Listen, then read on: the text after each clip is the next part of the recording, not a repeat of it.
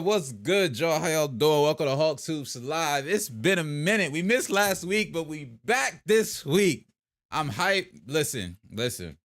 I got the energy. Y'all not even in here yet. I'm gonna give y'all a second to get up in here because I'm excited to be here today. NBA preseason starts on Friday, y'all. Do y'all realize it's Wednesday today? That means we go to bed tonight. We go to bed Thursday night. And then Friday, the Warriors play the Wizards. I want to say they play in Tokyo, too. What's good, y'all? Thanks for pulling up. Princess Plays, what's up? Lucas and Coop, what's up? Range, what's up? How y'all doing? Hey, Brody, what's up? Wait, they play tomorrow at 11? I thought they played on Friday. They play Thursday? I thought they played Friday. Martin, what's up? Hey, what's good? Y'all pulling up on time. You'll love to see it. Listen. I'm excited. I'm excited to be here. First off, let me apologize for last week. Before we even get excited, before we get too excited, let me apologize for last week, right? I meant to put out a tweet or post, whatever. What's good, Guru? I meant to put out a post, tweet, you know what I mean? I put it on Discord that we was going to have the pod. That's why you got to join the Discord. If you're not in the Discord, that's why they get in there because the Discord gets all the updates first. And every now and then I be forgetting to update the other places.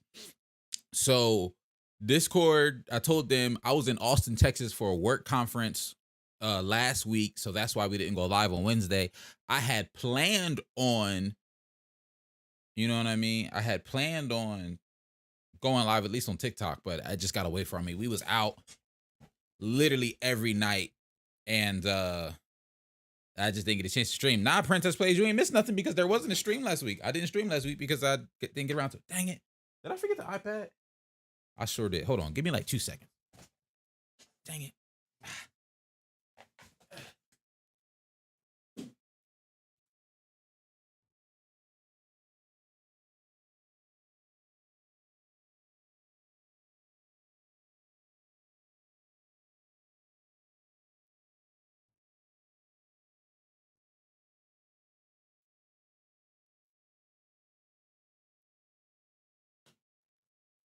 Apparently I didn't forget the iPad. I set it down. There it is. I thought I forgot the iPad. What's in the jar in the background? The jar in the background is a oh, that do look crazy. The jar in the background is a candle. I got 3 candles behind me. I'll show you. First candle, you know what I mean? Another candle. Third candle. Matter of fact, where's my lighter at? Let me go ahead and I know it looked crazy. I get that it looked crazy. And yeah, you ain't missed nothing last week because we didn't have one last week. Range, I know you got to go study. I do appreciate you for at least pulling up, you feel me? Showing face. We is going to get into the tier list first because I also have like, since the NBA is on Friday, I got a bunch of other just like NBA random stuff I want to talk about.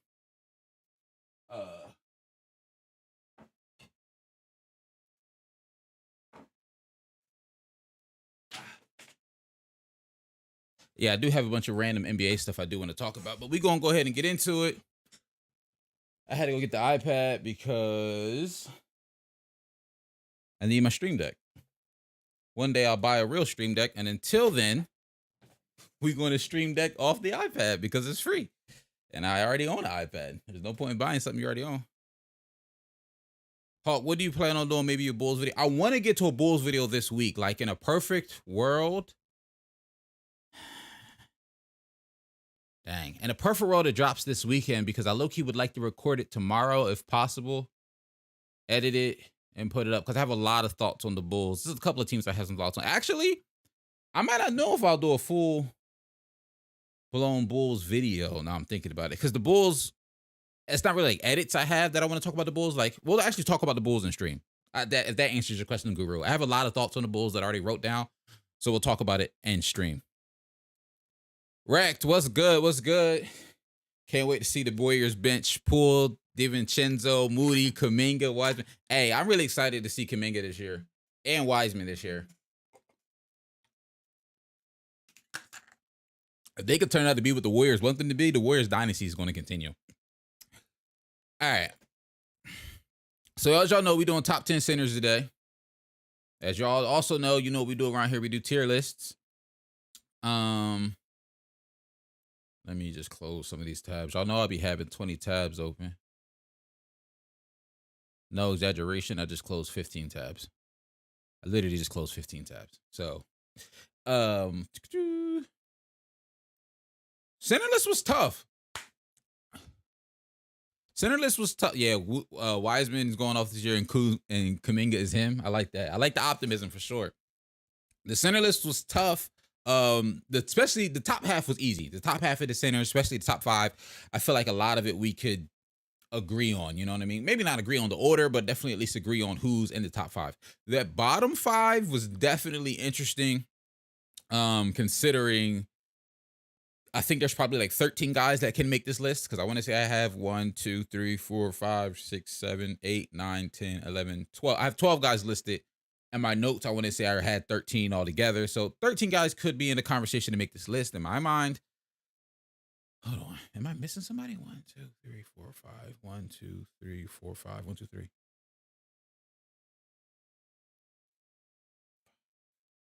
Who am I missing? It's going to look crazy. I mean, we're going to figure out when we get here whose name ain't.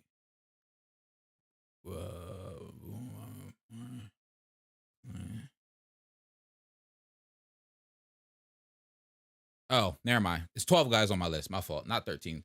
So I got 12 guys who I feel like legitimately have a spot. Oh, you going to watch later, Princess Place? All right, man. Peace. Thanks for pulling up.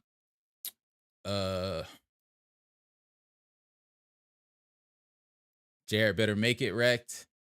I think my list is solid. I'll admit I might have fumbled a little bit last week on my power forward list. Like, I'm not mad that Kuzma didn't make it, but he might have made it if I had some more time to think about it. The Wizards completely just missed my radar. So, you know what I mean? I can admit a fumble. You feel me? But later, Princess Place. All right. So we fumble that Keegan. So y'all know how we do it over here. This is the 5th list of the top 10. You got to have played 41 games to make your list. We go by where you spent most of your minutes. Am I dark on this side? Do I need to turn that light on? We go by where you spent most of your minutes. So there's some guys who, if you watch, like if you guys are fans through the wire, they had some guys who I'm not going to have. Like Sabonis, he was on the power forward list. Pascal Siakam, he was on the power forward list. You can even make the argument that LeBron James should be in this list because he really did play so many minutes at center. He was on the power forward list. But some guys who aren't going to be on this list because they didn't play enough games. Anthony Davis isn't here. Kristaps Porzingis, I don't have on here. I know some people might consider him a center. I don't have him on this list. But yeah, had to play 41 games. We go by minutes played and where you play most of your minutes. Top 10 centers. Y'all know how we do. Let's go ahead and get into it. Better see. He playing all exactly. That's why Malachi didn't play. Les, what's good? Appreciate you. Also, before we get, cause it's wrecked the same. Nah, you're not Malachi Brown from Discord, are you? I might got y'all names mixed up because I know some of y'all Discord names and y'all YouTube names ain't the same. But I do want to give a shout out to Malachi Branham for MVP. He used to be ESPN. Oh, you are? Bet. Okay, I'm about to say, because he used to be ESPN in the Discord, but he changed it. You know, he's going from Malachi Branham. He's our first Discord mod. He has completely revamped our Discord and is really dope. So, you know, if you're not in the Discord, you're really missing out because he's put threads in here for end-game stuff. There's an opportunity to, you know, shout out your favorite team and you can assign it as a role. We finally got rid of Me6, which apparently everyone hates. But you know, big shout out to you. Thank you for doing all that you're doing in the Discord. And literally like a day and a half, he's completely revamped Discord and made it a much better experience, I think, for the community. And I think it's really going to have a really positive impact on the community. So shout out to you. Appreciate you, bro. For real.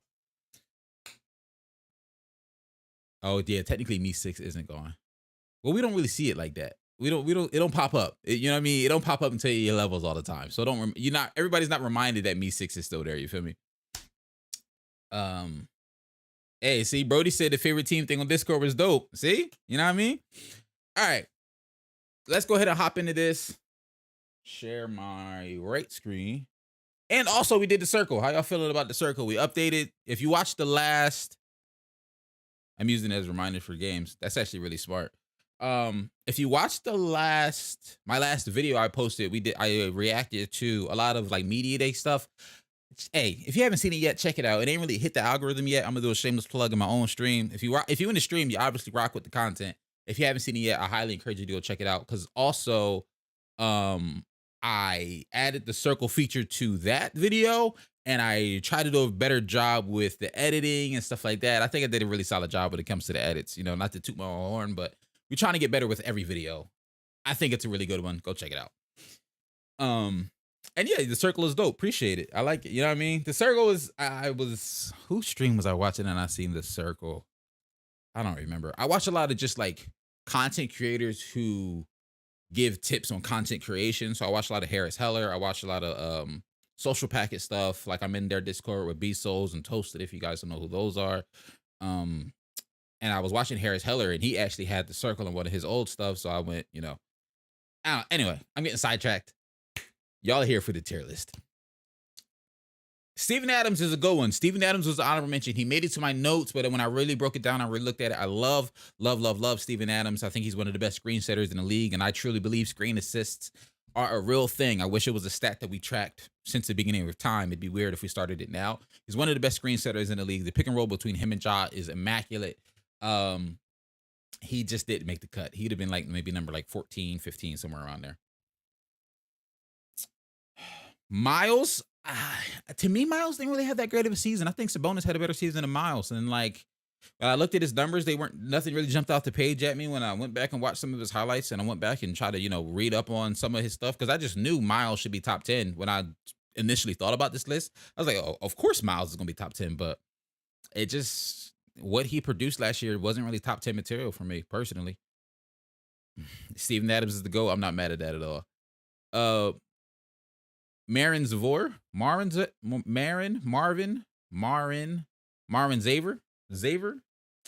Damn, I'm bad with names.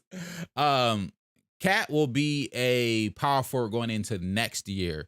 So Suitmaster, Cat is a center for this season. Because also, by the way, if you don't know, if you are new watching this, the center list, all my top tier 10 lists are based on the previous season. So this is based on the 2021, 2022 season. So Cat was a center last year.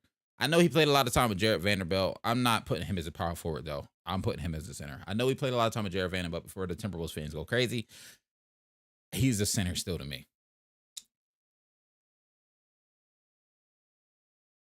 Less if Jarrett Allen not top 5. All right, let's go ahead and get into this list. I got my first one right here. We're going to go ahead and hop right into it. Let me pull my notes up. At number 10, where's he at? I'm going Bobby Portis. Bobby Portis had a really, really good season. I'm going to pull the stats up for you so you know.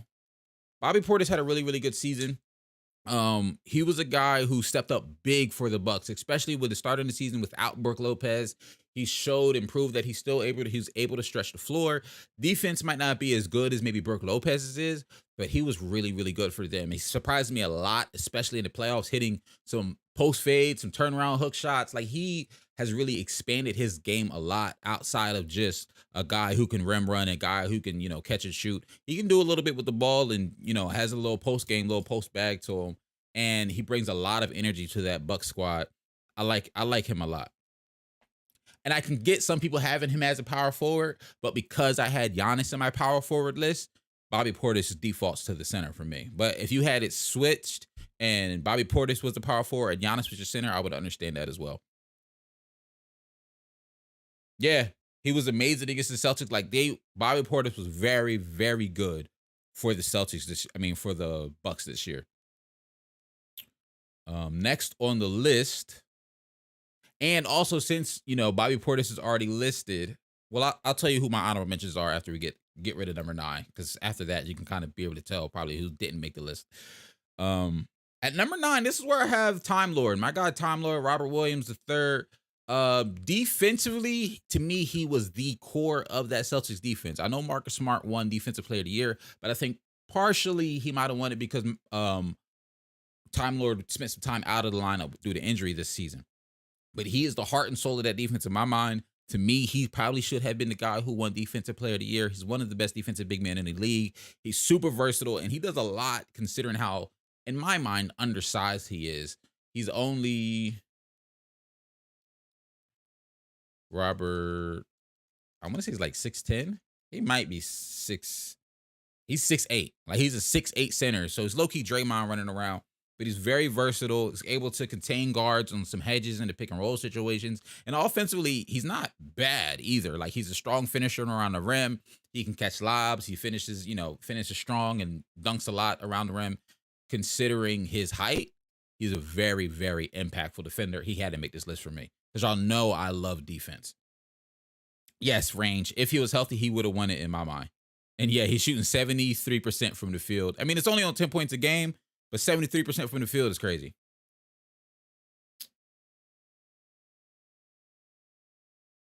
As a Bulls fan, I've lost respect for Bobby Portis. Hey, I'm not mad at that. I'm not mad at that, Guru, because the Bobby that the Bucks got is not the Bobby that y'all had. I don't know where this Bobby came from, but that ain't the Bobby y'all. Honestly, if Bobby played like that when he was on the Bulls, there would have been no point of trading for Vucevic. To keep it a bean, there would have been no point of trading for Vucevic. And well, since we're here, speaking of Vucevic is my honorable mention. I wanted to put him on here because although Bulls fans will tell me they didn't love him this season, which is understandable. Defensively, he leaves a lot to be desired. And offensively, I don't think, at least to me, he didn't feel like how he felt in Orlando. But you also have to understand and remember that was when the defense was running through him. He doesn't necessarily also even feel like he stretches the floor as well as he did in his Orlando days. At least that's the feel I get. Let me pull up his numbers. I meant to have all these together already, but some of them I have, some of them I don't. Like he shot 31% from the three this season, which considering when you look at his last year, he was 38. His, time in Orlando right before he got traded, he was at 40% from three on 6 threes a game. If he can get back to at least 35, 38 like he did last year on 5 of 6 attempts, like I don't know what it is with Vooch, but he definitely feels like he's regressing. I mean, he's only 31. I say only, but in terms of shooting, I don't think that was something, your age shouldn't be something that regresses your shooting ability. He definitely leaves a lot to be desired defensively, but he's not bad. 17-11 is not bad. I just wish his shooting splits were a little bit better. So he's the honorable mention on his list. Cat's out the bag there. Let's see what y'all talk about. Range says just top 10 is Jokic and B, Cat, Bam, Gobert, Allen, Ayton, Time Lord, Jonas, and Capella. I'm not mad at that. Time Lord can't guard people. Time Lord can't guard Poole L center from Brody. Zavora says Time Lord should have won Depoy. Yeah, I mean, if he would have in range, I agree with you. Like we said, if he was healthy, he probably would have won. He would have won Depoy. And let's see, CP3 got robbed of Depoy. I don't know about this past season, but I mean, there could be an argument that during one point in his career, he might have been in a conversation for Defensive Player of the Year. Time Lord will definitely retire with a Depoy eventually. Oh, low key, I'm gonna add that to the stream so I remember it. We'll towards the end, if y'all still here hanging out, we'll just scroll through ESPN top 100 list. I had to make a note of my notes. So if y'all still here towards the end of the stream, if y'all just want to scroll through the 100 list with me, we can, because I haven't looked at it at all. But I mean, it's an ESPN list, so it's probably crazy.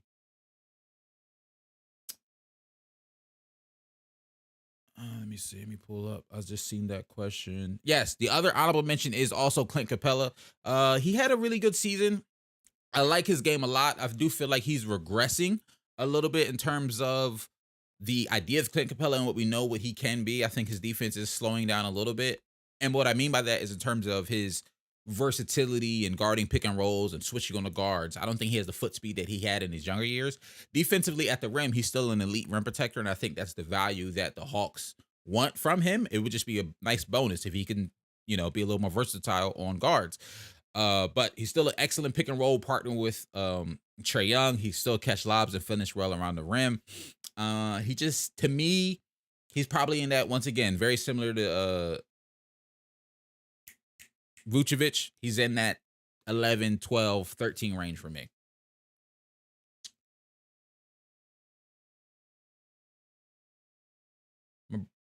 Zavora says, my brother in Chicago, and he told me everybody boos Vooch in the game, even Bulls fans. I believe it. Like, I'm not, it sucks. I think the expectation of Vucevic was the Bulls were going to retain an all-star caliber center. And they were hoping, you know, he would still be an all-star for them. Like, he was an all-star, and technically he was an all-star in his first season with them, but he got that all-star from his time in Orlando.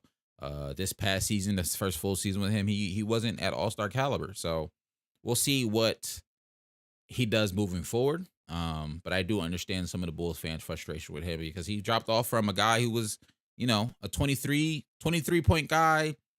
In 2020, no. What I'm looking for, yeah. In 2020, 2021, he was a 23 points a game guy. And then he dropped down to 17, and you know the shooting fell off. So I get it. Oh, chat is active. You love to see it. Y'all is here. Appreciate y'all for pulling up. You feel me?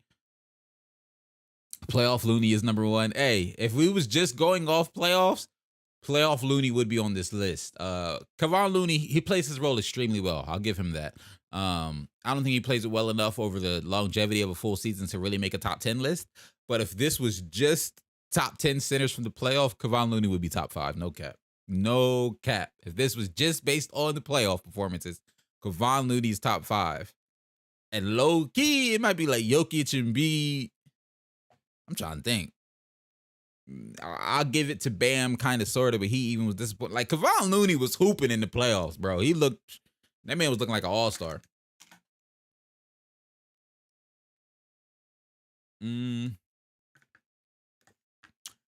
The Celtics starting 5 this season range.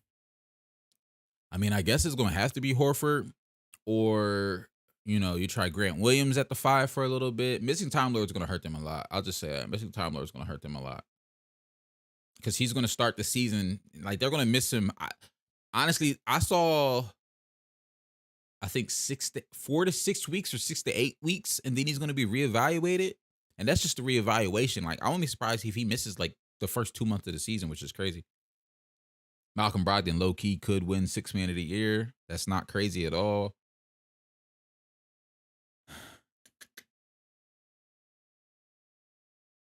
Forget All-Star. He looked like a Hall of Famer.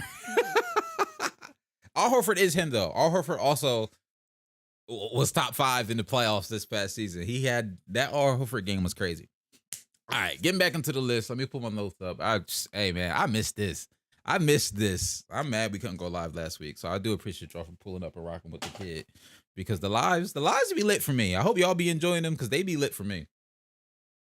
All right. Now, I mean, we building a community over here. Okay. At the number 8 spot, this is where I have Jonas Valanciunas. I think he had a low-key underrated season this year. He played really, really well for the Pelicans. At one point, he was legitimately leading the league in 3-point percentage. He was like 40% to start the season for like the first month or two. He kind of dwindled down a little bit, but he finished the season at 36% from 3. Not crazy volume at 2 threes a game, but I can definitely see this upcoming season, with Zion being there and being in the paint as much as Zion's going to be, I can see Jonas Valanciunas trying to spread out that floor a little more and more. And I wouldn't be surprised if we see him jump up to like 4 attempted threes a game. And if he can hover around 35% on 4 attempted threes a game, that'll do very well for the Pelicans in terms of spreading the floor. He's a rebounding beast. Defensively, he's not like amazing, but his strength and his ability to just be a strong body in the paint allows him to defend the rim really, really well. But he might not have the foot speed to keep up with some faster centers, some faster power forwards, and gets mixed up a little bit in pick and roll situations. But when it comes to rim protection, not necessarily because of his athleticism in terms of blocking shots, but just being a strong body in the paint, he's a solid rim protector. Pelicans top 5 in the West. If Zion is healthy and looks and plays how he looks, I don't know if y'all seen the pictures. We're gonna talk about the Pelicans. I can pull some up, and also shameless plug. I talked about the Pelicans in that video, but that's not crazy to say Pelicans top 5. They're definitely at least a playoff lock. They're not playing in a play-in game at all. Pelicans are a playoff lock if Zion's healthy, and low key top 5 really ain't crazy. Zvor, Jonas underrated for real. I ain't mad at it. Oh, Range, you got a trade idea for Jay Crowder? And I actually had that written down in the notes. Because I wanted to talk about the Suns, and I'm going to pull up your trade idea. Let me just actually remind myself. Jay Crowder trade from Range. All right, at number 7, this is where I have, let me pull it up. At number 7, this is where I have Jarrett Allen. Jarrett Allen had an absolutely amazing season. I know some of y'all said y'all wanted to see him top 5, but I think the top 5 centers, you'll understand why I have him where I have him in a second. But Jarrett Allen had a really, really, really good season. Defensively, he was so impactful to the Cavaliers defense. Cavaliers had one of the top defenses in the league. When he went down, it dropped basically immediately. It was a night and day difference from when Jarrett Allen is and is not on the floor. And for a guy who doesn't necessarily have a crazy offensive bag at the center position in terms of post game, he's active. He's one of the centers that move around the most when it comes to making smart cuts, making smart reads, and just being in the right place at the right time for this past season. What was just Darius Garland being able to find him on cuts, on lob situations like that, but now playing alongside Donovan Mitchell, another really solid playmaker and a guy who can create his own shots, spread the floor, put the ball in the basket, and create for others. Jarrett Allen's, I can see being prepped to have an even bigger season. And it's crazy to think and say,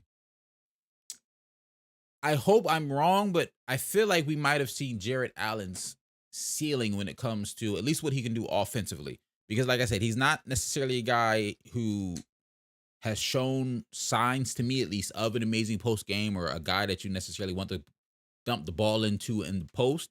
But defensively, absolutely amazing. We know what he can do there defensively. But offensively, I think very similar to Rudy Gobert, a lot of his buckets are going to come from pick and roll situations, being in the right place at the right time, dunker spot, dump off from a driving guard, things like that, which isn't a bad thing at all. I mean, he averaged 16 and 10, shooting 67% from the field off of smart cuts and, finishing well around the rim.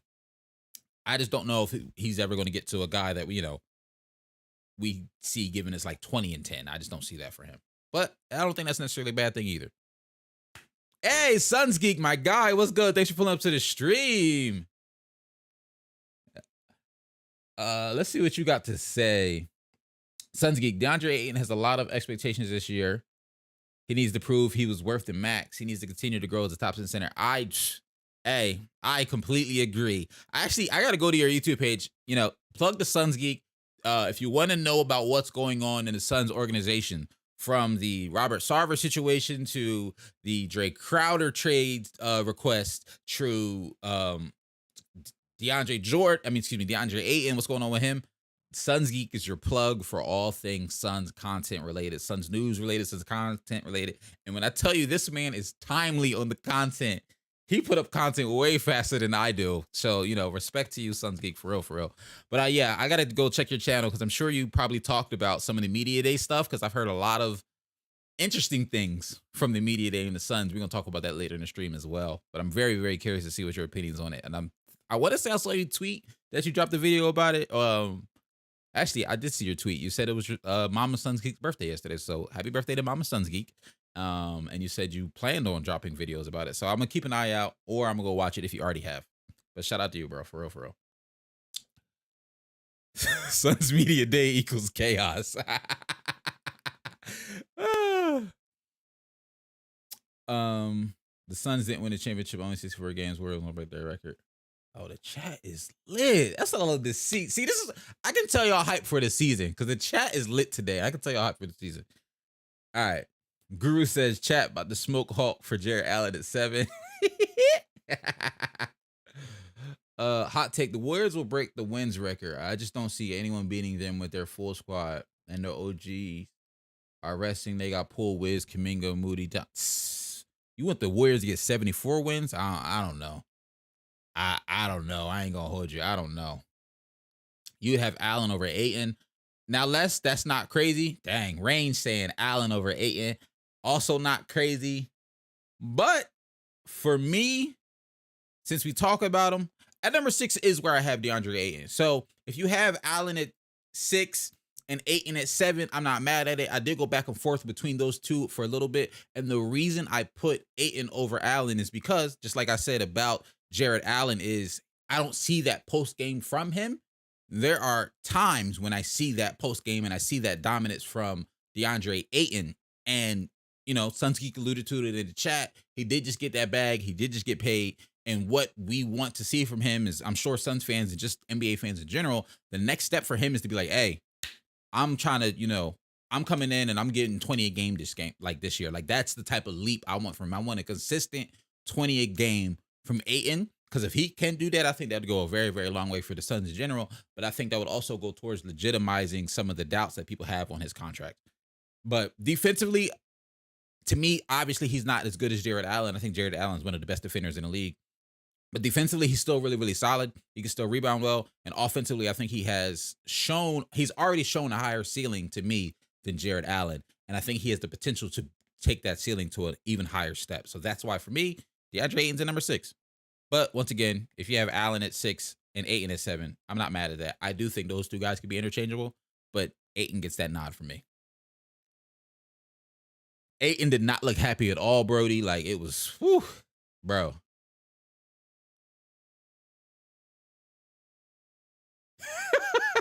Rex said, Guru said, Hawk dropped the Addy.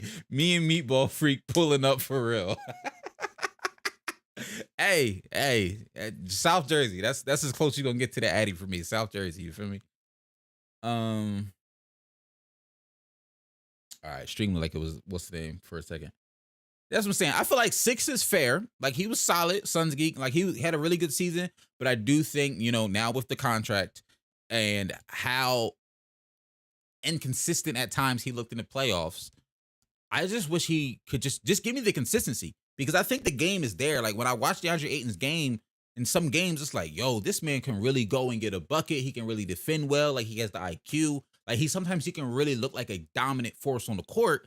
And then there are other times when it's just like, yeah, he just doesn't seem like he's imposing his will all the time. And I think he has the ability to be the type of center who imposes his will on the game. And I think that's what fans want from him.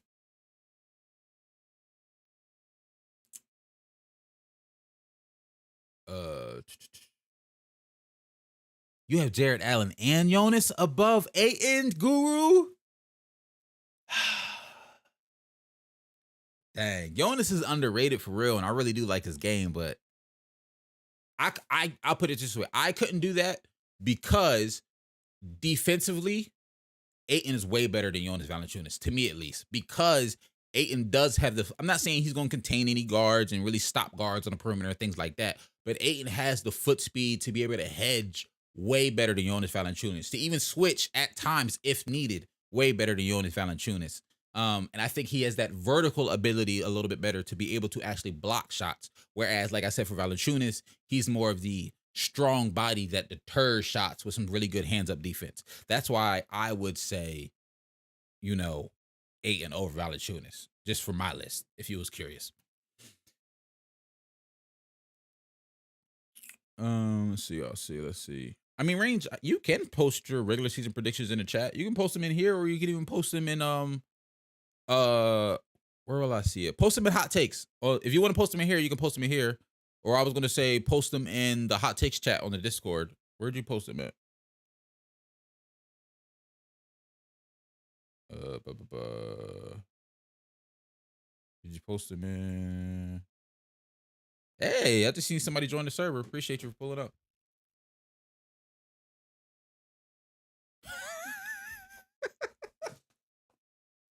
Nah, Gru, that's crazy. Hawk, did you see the Sarver selling this team? Luka and Giannis have stepped up to take ownership of the Suns. Hey, Suns geek. The Celtics is definitely cursed. We're gonna talk about both the Suns and the Celtics situations as soon as we get done this top 10. All right. Number 5. This is a fun stream. I hope you're having a good time. Appreciate y'all for pulling up. I know I be saying that a lot, and I feel like sometimes somebody might be annoyed, like, dang, Hawk, we get it, we here. Stop saying thank you, but hey, appreciate y'all. Because Hawk, just heck, not even that many years ago. Hawk last year, if I try to do a stream, it would just be me in this stream. So I appreciate people for pulling up. At number 5, maybe controversial. This is where I have Rudy Gobert. I love Rudy Gobert. I think, let me slide it over. I love Rudy Gobert. I absolutely love Rudy Gobert. I think he's still a top 5 center in the NBA. I think he's the best rim protecting center in the NBA. I will die on that hill. I love what Jared Allen brings to the, defense. I love what Time Lord brings defensively. But when it comes to protecting the paint, protecting the rim, to me, Rudy Gobert is hands down the best rim protecting center in the NBA. Are there limitations to his game? Sure, 100%. That's why he's only number 5 for me. But when it comes to defending the rim, there's nobody better in the league at it. And he can finish well around the paint. I want to say average 16, 17 last year. Let's look it up. Rudy. No, not Rudy Gay. Although all the Kings fans would be happy. Especially Rudy Gay in the Discord. Rudy Gobert. Yeah. He gave us 15.6. He gave us 15 and 14 on 71% from the field. I know Rudy doesn't have a post game. I know there's plenty of memes, and we just saw the one like a week and a half ago, Rudy trying to do a little post move over Dennis Schroeder and missed the layup over a guy who's like 6'3" and he's 7'1". He doesn't have a post game. Are there limitations to his game? Yes. But can he finish around the rim like one of the best guys in the league? Yes. Is he the best paint defender in the league? In my mind, to me, yes. And that alone solidifies him as top 5. Are there limitations to his game? Sure. Can he get killed if he has to guard somebody on the perimeter? Yes. But in that situation, when he was on the Utah Jazz, all of those limitations, yes, there were limitations to his game, but it wasn't all on his fault when it came down to how the Utah Jazz maybe would fall apart in the playoffs and things like that. Because at the same time, the Jazz have never, and I mean never, put any good perimeter defenders around Rudy Gobert. The whole time he was there, everybody on the perimeter was trash at defense, and they still were consistently a top 5 in defense. That's all because of Rudy Gobert, and for that, he's top 5. Hey, I had to get on and get off my soapbox real quick. You feel me? Hey, my guy Serge, thanks for pulling up. Hey, Serge, you be pulling up for you a real one. I want to say I saw somebody else say they're in New Zealand. Who's from New Zealand? We got a couple people that be pulling up, and it's like 4 a.m. their time, so I really appreciate that for real. Let me see what y'all have to say. Let me see what y'all have to say about the Rudy take.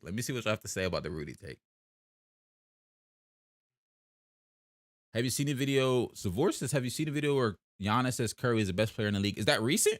If it's recent, no, I have not seen it. That's tough. I guess that's the Rudy. Yes, sir. Bam over Rudy. Rex says L. Dang, y'all ain't like L because y'all would have Rudy higher, or you think I have him too high? I feel like 5 for Rudy is really, really solid. Rudy down bad after the finals in your basket. That's facts. Allen and Time Lord better. I can't give you that. I love both those guys. I really can't give you that though. To me, he's the better paint defender out of those 3 guys. They might have some more versatility to him, but he's the better paint defender. And he finishes really, really well around the rim. He really, really does. Pause, but he really, really does. Jared Allen didn't get 50 dropped on by Terrence Mal. Suit Master, that's what let's be doing, bro. I don't know. That's just what let's be doing. Hey, yo. I'm from New Zealand. Oh, it's 1:42 p.m. in New Zealand. So I know it's like 3 a.m. for Serge. Brody's from New Zealand. How did you find this channel if you're from New Zealand? That's so dope to me, bro. That's so dope to me. See, you have him too high. I don't know, man. Rudy, I feel like 5 is really, really good for Rudy. That's just me, though. Like 15 and 14 is great numbers. Like that's when if you can get a guy who can almost give you 15 rebounds, that's really controlling the pace of the game for real. Suit Master is in Germany. It's almost 3 a.m. That's crazy. That's dope. Oh, you find me from TikTok. I gotta get back to posting on TikTok. I've been slacking on the TikToks the last couple of weeks. Part of it is because I mean, there's not much to talk about in terms of basketball these last couple of weeks, but we're gonna get back to daily posting on TikTok. At least one, you know what I mean? It's 2:44 for you? Oh, y'all some night owls. Y'all my type of people, because that's what I be doing. I remember I jumped on one of your TikToks lives, then came to YouTube. Really? All right, bet. That's good to know. I like breaking the fourth wall here. I work in marketing, like that's what I do for a living. That's how I pay my bills. Um, and one of the things as a marketer that I like to know is how someone for my work, it's how someone becomes a customer, and this it's how someone comes to the stream and like where you find uh the content essentially. And knowing that you came from a TikTok stream, considering I've only literally been live on TikTok, I think twice since I've had the ability to go live on TikTok, is very, very good to know. And we will be doing a lot more TikTok live streams and the regular season. This is never going away. This weekly Wednesday join, absolutely never going away. Honestly, if anything, we might start doing it more frequently. Might, we'll see. But I want to start incorporating TikTok lives um because I want to do like just a chill version live doing some Q&A with people because it's easier to bring people up with and answer questions and stuff like that on TikTok. Especially like watching games live and stuff like that with y'all. Like I'll have a game on, be talking about the game, whatever. Anyway, I know I'm all over the place. That's crazy. That's 244 Marin. I'm a DC area, I'm the Press Wizards fan.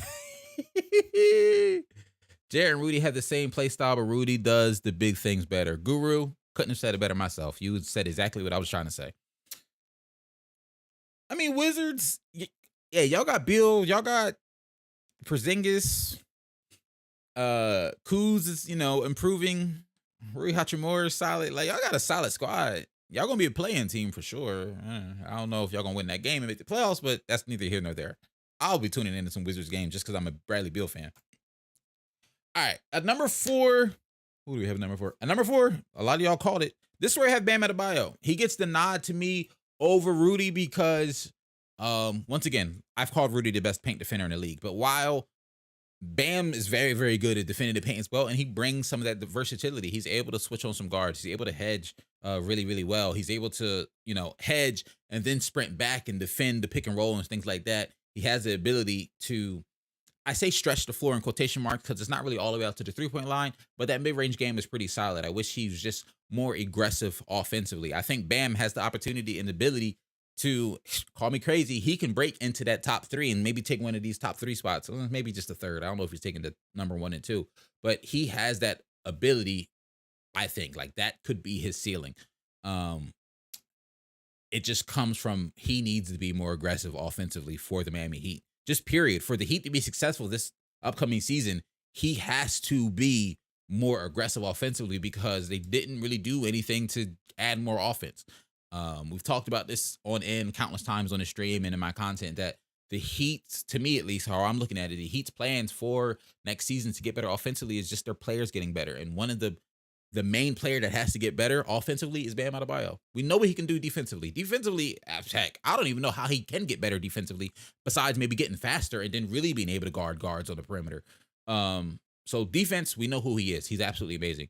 Offensively, though, I would just like to see him be a little more aggressive.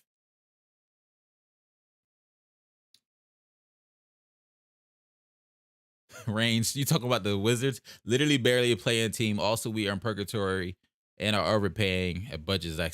Woo! Budget Zach LaVine. And Porzingis, who will play us to 40 games. I swear, bro. We aren't bad for a lottery pick. We aren't bad enough for a lottery pick. We aren't good enough for the playoffs. That's facts. The Wizards are definitely in NBA purgatory, and it sucks because that is facts. You're not bad enough for a lottery pick, and you're not good enough to really make the playoffs. But I also get it. So does that mean you're taking Bam's defense over Rudy's? I think it just it depends on what your team's personnel is. I think Bam is definitely the more versatile defender defensively. Because he has the paint stuff, because he has the ability to guard a couple of different positions. But I mean, Rudy's also like,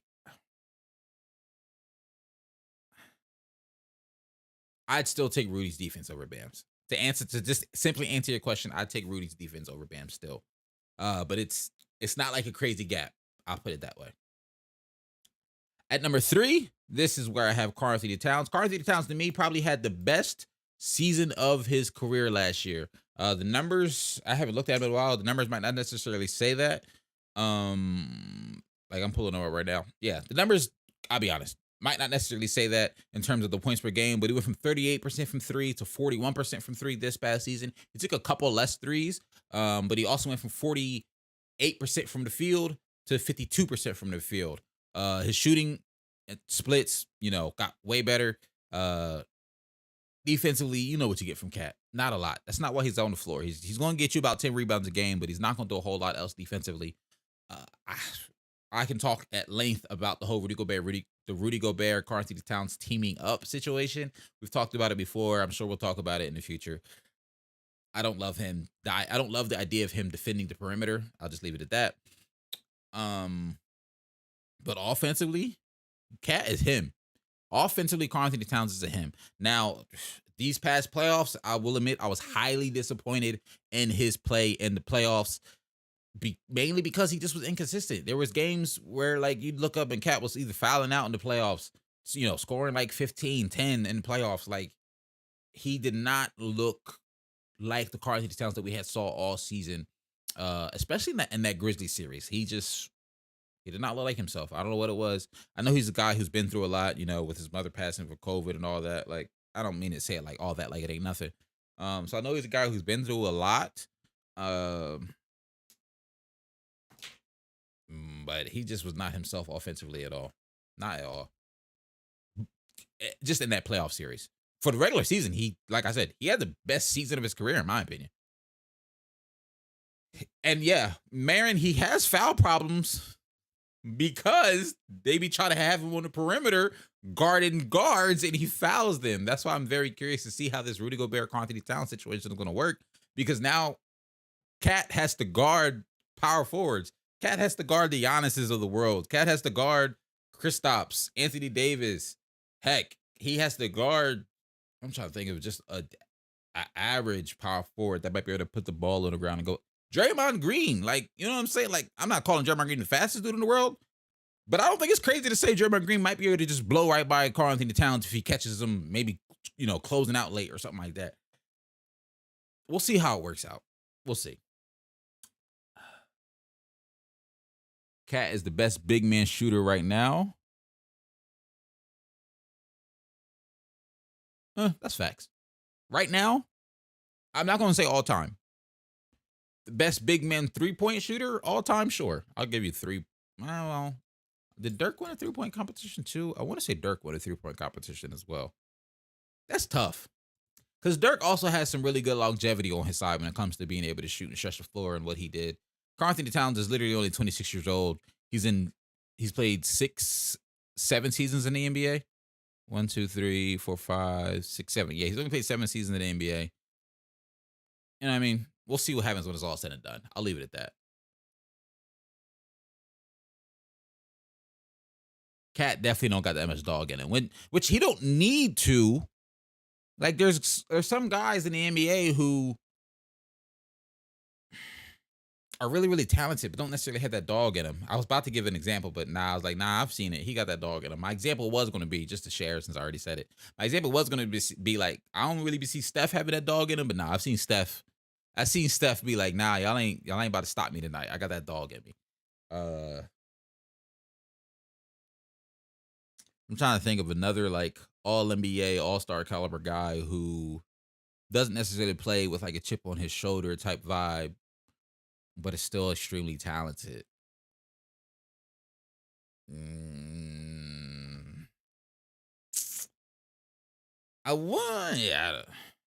AD don't got that dog in him. Nah.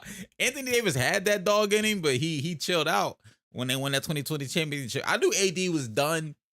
I know this ain't what we're talking about, but you know what I mean? Y'all know how the streams go.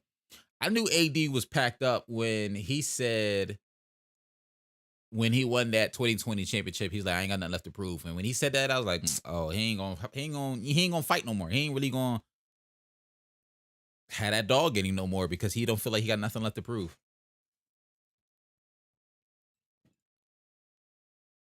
Next year with Jalen Brunson and Mitchell Robinson gonna be a top 10 center.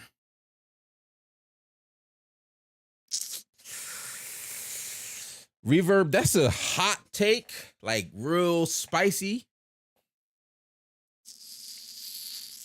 I mean, he might be able to take Bobby Portis' spot. That's about it. I ain't gonna hold you, but that's literally about it.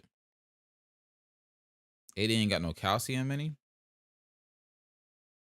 Oh, cause it's be breaking. No, that's wild. Yeah, that took me a second. I was like, no calcium. Nah, that's crazy. That's really crazy. That's really, really crazy. Jason Tatum in the finals was a stray dog. Hey, I don't know what Jason Tatum was doing in them finals. All right. So number 1 and 2.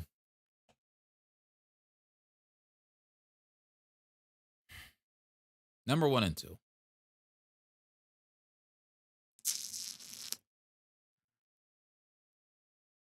Y'all know what I want to do. Y'all know. I ain't even really got to say it.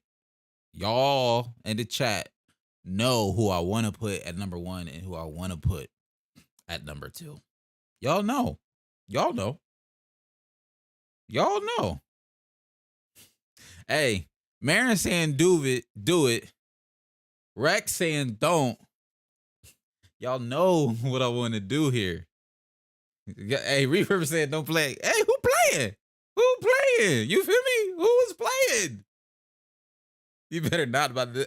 Hey, Guru, it's not that crazy, bro. It's really not that crazy. I get Jokic won MVP. I get it. I get Jokic won MVP, but it's also a voted for award. And I want to say I said it on stream. I feel like I can go back and find a clip.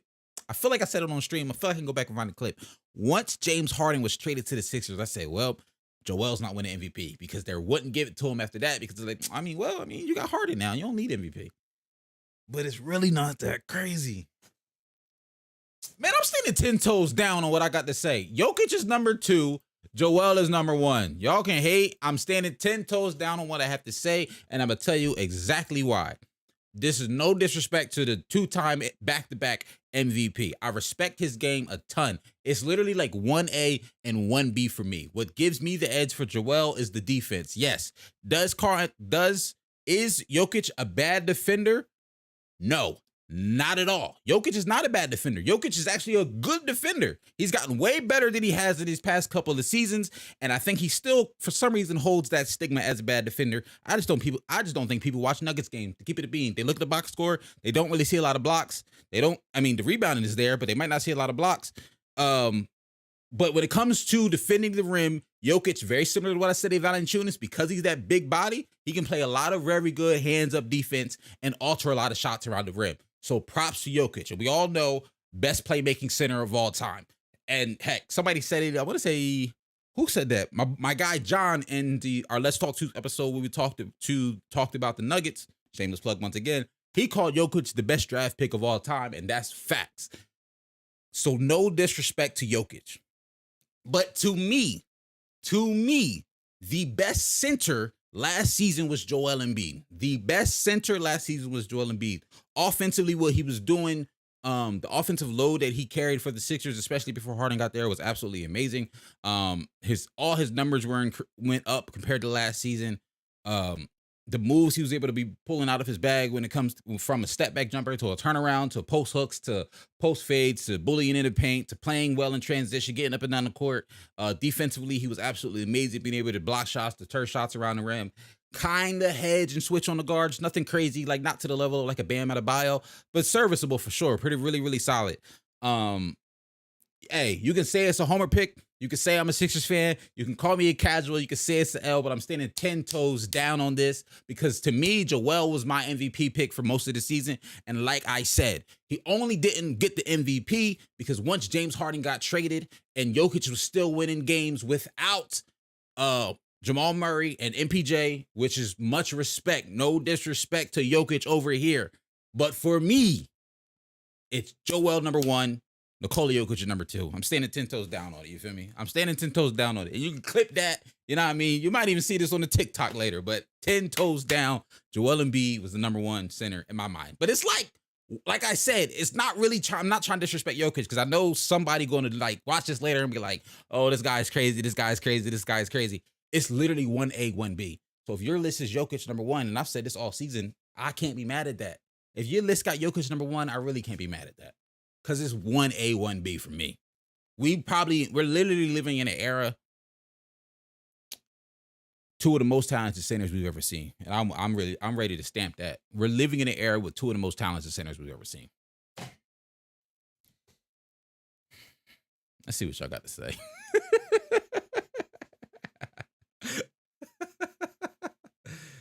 Rangers telling me to choose the MVP.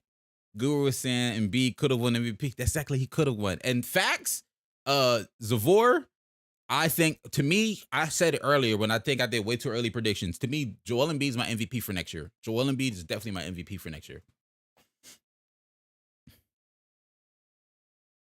Rex said who won MVP? I'm about to lose a mod in the Discord. Oh, man. Common Hawk L. Oh, that's also facts. Mari, Zavor, if the Sixers are healthy, if the Sixers are healthy, they're my favorites to win the chip. That's facts. If the Sixers are healthy, they're my favorite to win the chip. And the way Harden is talking, and I know it's just media day, everybody's gonna be optimistic on media day. But he's said this is like, the healthiest he's felt in a long time. I think there's some truth to that, considering he has dealt with injuries and the offseason in these past shortened off seasons. This is the first real off season that a lot of players have gotten, especially players who have been in the playoffs and stuff like that. I'm really high on my Sixers, bro. I think the Andy Melton pickup is huge. I love the PJ Tucker pickup. For the longest, I was really, really worried about who in the world is going to be our backup center. I think Trez is a really, really good backup center. I don't even need him to get back to fully what he was with the Clippers, 20 off the bench. I don't even need all that. But one thing I do remember from the Clippers when I was watching the Clippers that made him so effective there, he was playing with a really, really good guard, especially in that bench unit, playing with Lou Will, who's able to set him up for a lot of good looks. He'll be playing with James Harden in pick and rolls. He'll be playing with Maxey in pick and rolls. I mean, I don't love Shake Milton, but he's not terrible. And I think he'll be in a situation where he'll have floor spaces around him, and he just needs the rim run, and he'll get a lot of good looks that way. For me, I got Jokic because he makes his team better. I'm not mad at that. The GOAT Michael Jordan being took at number 3 isn't the best pick. I mean, Jokic was like, wasn't Jokic second round? Am I tripping? I might be thinking getting him mixed up with somebody else, but I want to say Jokic was like second round. I mean, you can't be mad at calling GOAT second round 11 pick. He was the 41st pick overall. Back-to-back MVPs in the second round. That's crazy. Let me see. Oh, the chat going crazy.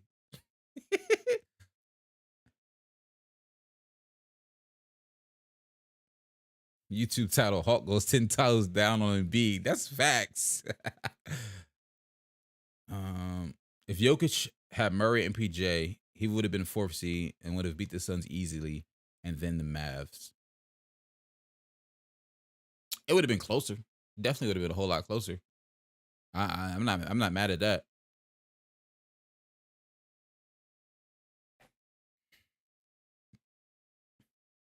Shaq was late 90s. So I'll give you that. And Shaq wasn't Lakers Shaq. Like, Orlando Shaq was amazing, but he was Lakers Shaq. Patrick Ewing, I love Patrick Ewing. No disrespect. I'm picking Jokic and Embiid over Patrick Ewing. No cap. David Robinson, we can talk. And Akeem, 100% respect. Akeem's top 10, like all time, for real. So we could talk. But that's also my point. Like, that was early Shaq. You know what I mean? No disrespect. I'm just, having a conversation. Patrick Ewing, I'm not trying to disrespect him, but I'm taking both of these guys over him. Like, for real. I'm not trolling. David Robinson, we can have a conversation. You know what I mean? David Robinson, we can have a conversation. But that's, even still, you know what I'm saying? Even still, All I'm really giving you is Hakeem and maybe David. You know, like you feel what I'm saying, Range? And those are, we all could agree, all-time greats. Like Hakeem is top 10 all time. And he's on my top 10 list. I don't know about y'all's, but he's on mine. Actually, no, he might not be. I gotta relook at it. I started to remake it. He's in the conversation. He's in a lot of people's top 10s. We'll say that because I don't want to say that and then actually put out a top 10 and somebody clip this. You're like, oh, you lied. But my point is, when it comes to Jokic and when it comes to Embiid, they're one of the best duos of centers we've seen in NBA history playing at the same time. And you can make the argument, because I see the names you're talking about, Range. But other than that, you can go Wilt and Bill, but not everybody even respect the 60s. Like that's the, I'm just saying, my point is that's the type of talent we're looking at with these two centers. These are the best centers we've seen in a very, very long time. Very, very long time. Considering the 90s was 30 years ago. These are the best centers we've seen in a very, very long time playing at the same time.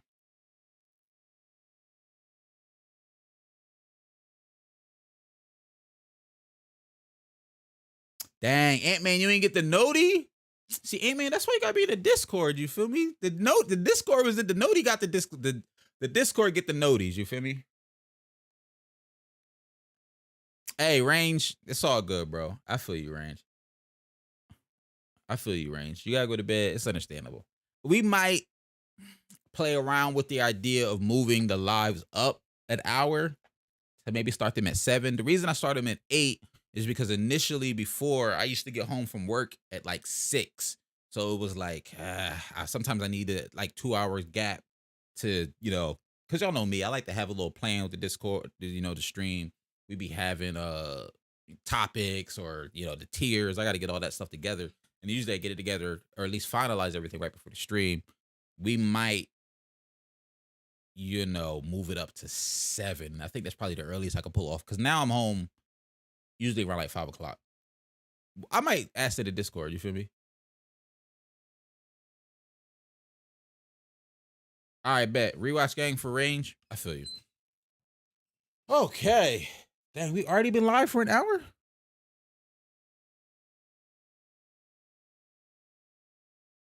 Is it still frozen, Guru? Or is it fixed? Hey, if you're not in Discord, hop in Discord. I'm gonna ask the Discord later tonight if they were interested in, especially since the season's starting anew. Like, this is the perfect time to move up the stream if we wanted to move it up. I don't know if I could do earlier than like 7, but if that hour would help y'all out to be able to hang out, you know, more, I can move it. That's fine with me. It's never been frozen. All right. So that's that. That's oh, one last real quick, just to pull it up. Nope, that's not what I want to do. Just to pull it up to go over everything, just so I have it officially for when I click this up and make it a vid. So top 10 center list to go over everything. Joel Embiid, Nikola Jokic, Karl-Anthony Towns, Bam Adebayo, Rudy Gobert, DeAndre Ayton, Jared Allen, Jonas Valanciunas, Robert Williams III, and then Bobby Portis. Honorable mentions Clint Capella and I'm looking at his name, I can't think of it. Honorable mentions Clint Capella and Nikola Vucevic.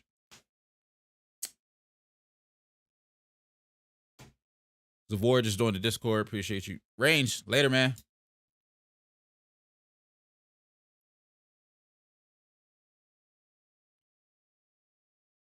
Do the Nets and Sixers play each other in the preseason, Brody? Or I got to look at the Sixers preseason schedule. Let's look at that real quick before I go into the next thing. Sixers preseason schedule. Oh, they play each other on Monday? I ain't gonna hold you. I ain't know that. I looked at I made sure I knew opening night preseason. Like I knew the Warriors played the Wizards because I really wanted to see that game just because I'm fiending for some basketball. I had no idea they played the Nets on Monday. I'm not gonna hold you. How many preseason games are there? Is it just the 4? And then they play for real on the 18th. First one. See, I can see it going 2 ways. I can see them playing for real, like playing the first 2 games and then maybe sitting out these 2. or sitting out like these two and then playing some guys in this one to kind of ramp up to get ready for the regular season. That's gonna be interesting. Honestly, I would love to see everybody play in this game just to get it, but they ain't gonna do that. They ain't gonna do that. Because I'm gonna tell you right now, Joel Embiid and James Harden ain't playing all 4 of these games. They not. They not. Just like Ben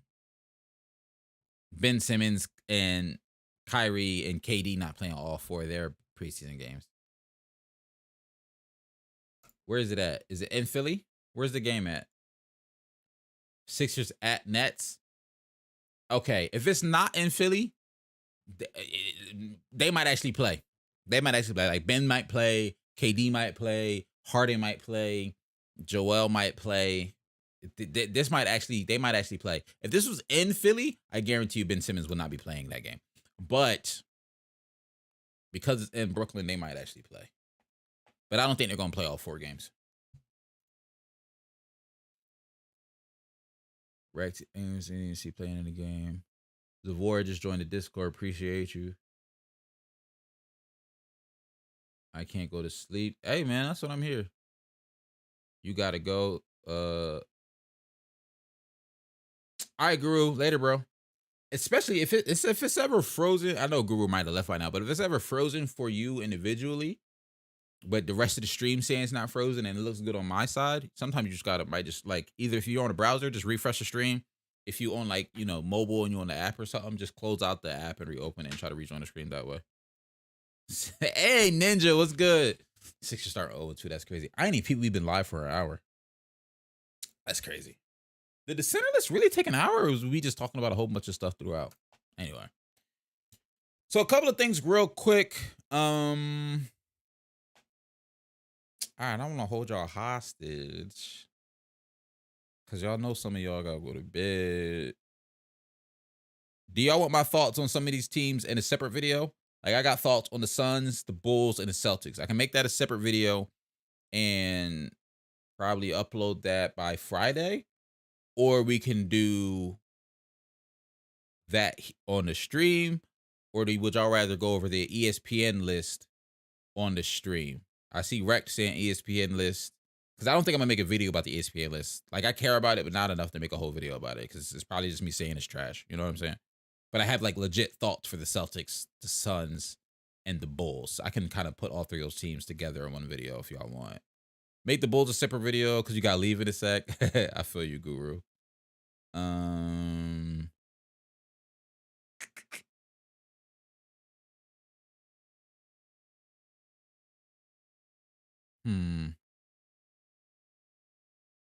right.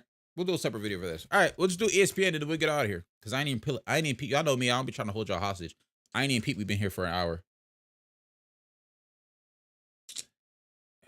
That might be also why we moved the stream to 7 o'clock. Because if it's because even for me, a 2-hour stream that starts at 8 and ends at 10 is even late for me, because I gotta get up to go to work in the morning. You feel me? And I like to actually usually clip up a couple of stuff from the stream for, you know, either TikTok or YouTube the next day. ESPN Top 100 NBA. So if we started it at 7, it can go from like 7 to, what would that be, 7 to 9? That seems more feasible. We can cover more stuff. All right, we might be doing something like that. We might be doing something like that. All right, let's go 100 to 26 just real quick. Yeah, make that a separate one. They got D-Lo, blah, blah, blah. You're right, D-Lo ain't top 100.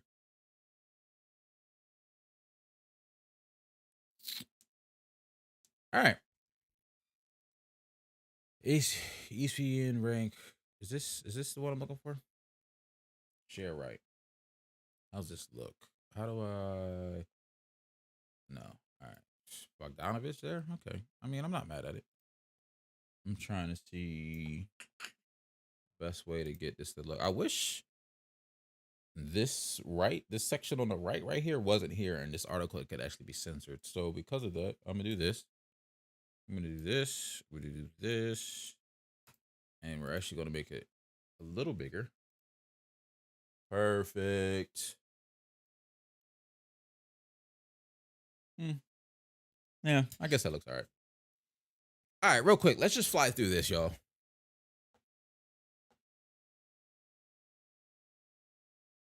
Jordan Kapoor, that's a new name. Appreciate you for pulling it up. You saying Kawhi, Jimmy, Dame, PG, Trey, D-Lo, OG, Garland, and DeMar all way too low. All right, let's keep an eye out for this. We start at 100. You're going to get some real raw reactions real fast. NBA rank 2022, ranking the best players for the 22-23 season from 0 to 26, and then we'll go through the others. Also, keep in mind, I'm not trying to defend the ESPN here, but also just keep in mind that these lists are projections. So that's why they can get away with some wild mess, because they can just be like, well, we're just projecting that this guy's going to be really good, or, oh, he's going to have a downward year. So I probably won't read everybody's explanation, but we'll go from it. We'll just see. This is the 12th season they've been doing this. Number 100, Bogdanovich. He was 67 last year? Dang. Well, because yeah, Dejounte Murray and board, so he's going to come off the bench. All right, that makes sense. That makes sense. Grant Williams at 99. Okay. Mitchell Robinson at 98. I don't think that's crazy. They feel like similar caliber. I would say, honestly, I'd probably put Grant Williams a little higher personally, but that's just me. Kevin Love at 97. Seth. See, he ain't even ranked last year, so why is he ranking this year? See, y'all about to have me actually reading stuff. Oh, okay, because they say he's going to be the leader of the bench unit. All right. Seth Curry at 96.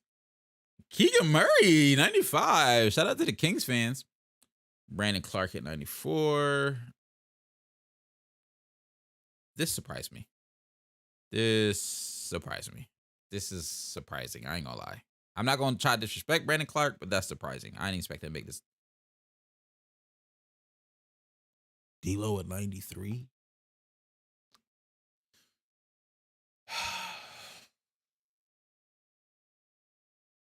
Wow. Let me see something real quick. D-Lo doesn't strike me as a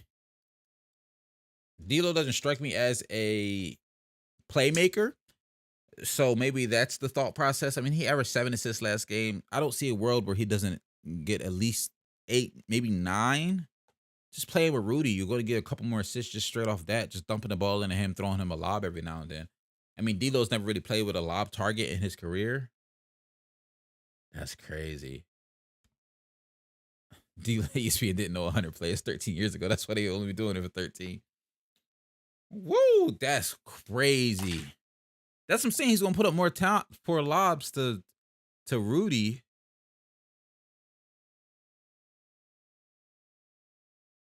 Yeah, I'm not saying nothing crazy. Just like, give me 9 assists. He had 7 last year, and he was 63 overall. I'll be honest. I'm not one of those guys who's like crazy high on D-Lo. Like, I'm not a crazy D-Lo fan. I would have expected to see him like low 80s, high 70s though. Like behind Christian Wood. And there's no disrespect to Christian Wood. I like Christian Wood's game too, but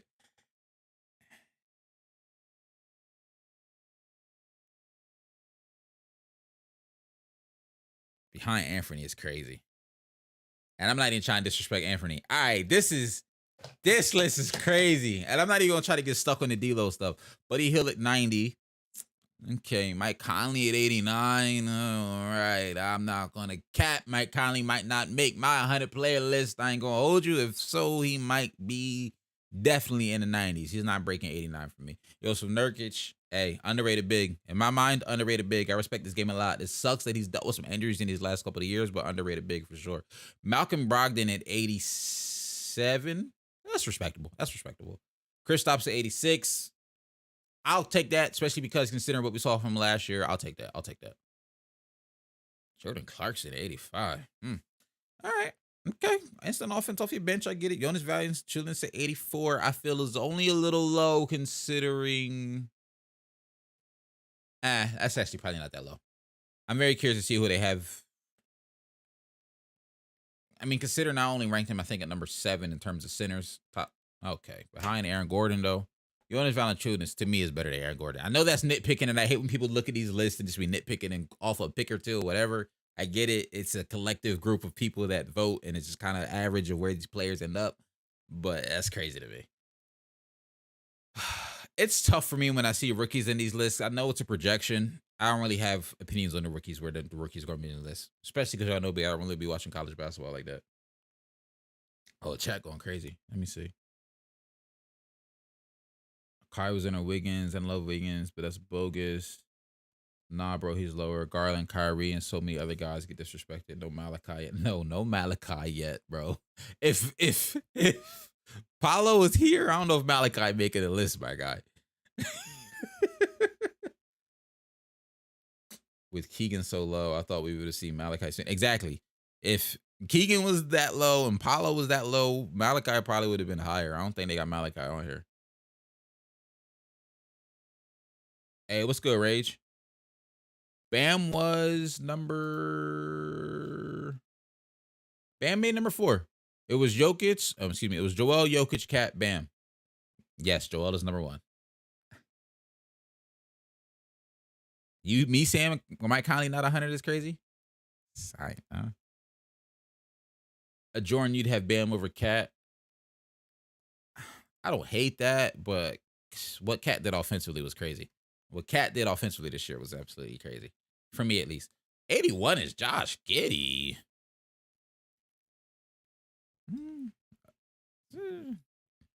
I mean, he go crazy in 2K. That 6'9" point guard. That's the new meta, right? Karis LeVert at 80. He's a little too inconsistent for me to have him at 80. Clint Capella at 79 over. See. Hold on. Now I got me referencing my own list. Yeah, Clint ain't even make my list. All right.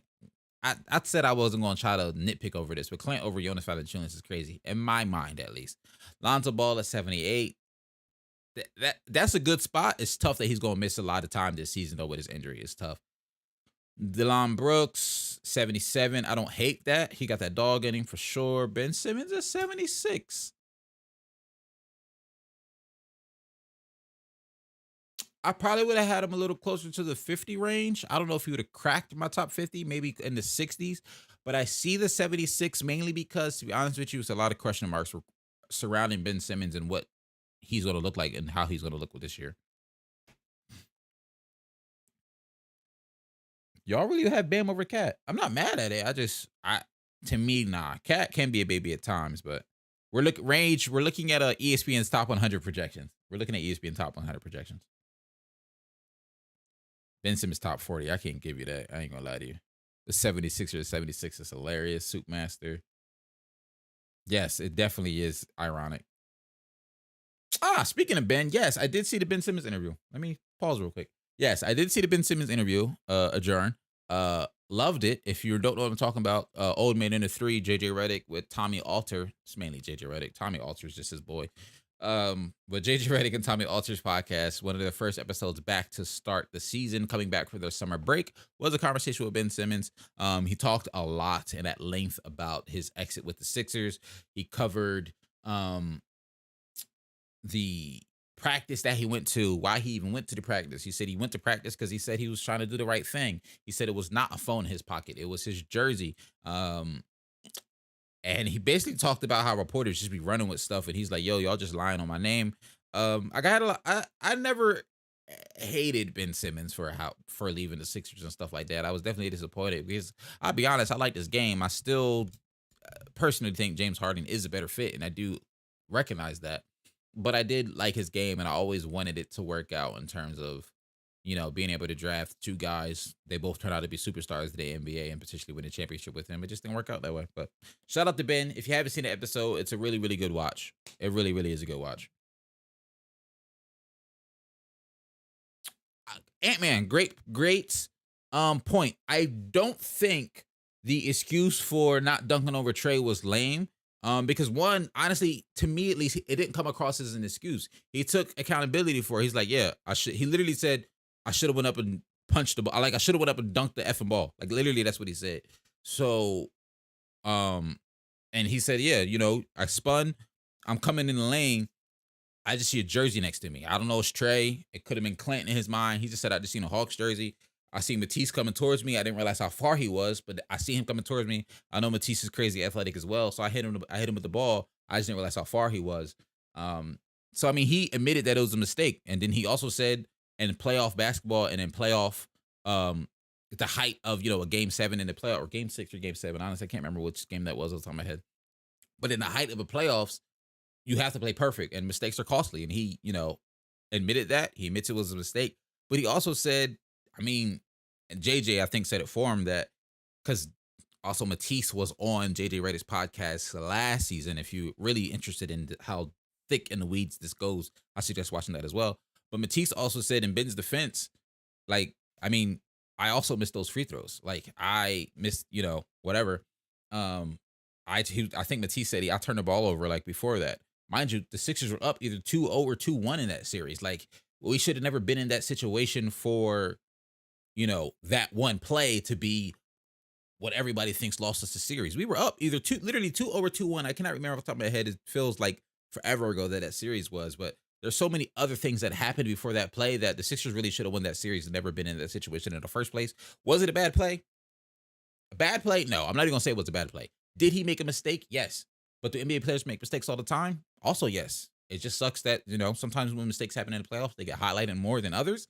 And there were plenty of other mistakes leading up to that the Sixers should never even been in that conversation, but no one wants to talk about it. So that's my thoughts on the Ben Simmons JJ Redick podcast and the infamous passed up dunk. That Ben Simmons, I think that Ben Simmons episode changed Guru. I think that Ben Simmons episode changed a lot of people's perspective on NBA players because when he was like, bro, like my back was really hurting. Like it was hurting to walk upstairs. It was hurting to just sit in my own home. Like you know what I mean? Like that man was not healthy, but he was still out there. And then he ended up needing surgery. Like, I don't know. I love being a Philly fan. I love, how Philly fans really go hard for their teams, but Philly fans could also be one of the most critical fan bases across all sports. My MVP pick coming for this upcoming season is Joel Embiid. I think he's going to come in with a chip on his shoulder for sure. Thibault also committed the foul in Game 7, and Cameron Herter hit three free throws, and that was the main part. They lost to the Hawks also. Exactly, but no one talks about that. No one talks about that. You feel me? Like, there's a lot of levels to that series. Ben Simmons just became the poster child for it. You know what I'm saying? Ben Simmons just became the poster child for it. I think there's a lot of guys who could be. Kawhi is a surprising pick. The reason I probably would not have Kawhi as my MVP is because I don't think he's going to play enough games. Like, I think they're going to load manage Kawhi a lot. Like, Kawhi's probably going to play like 60 games this season.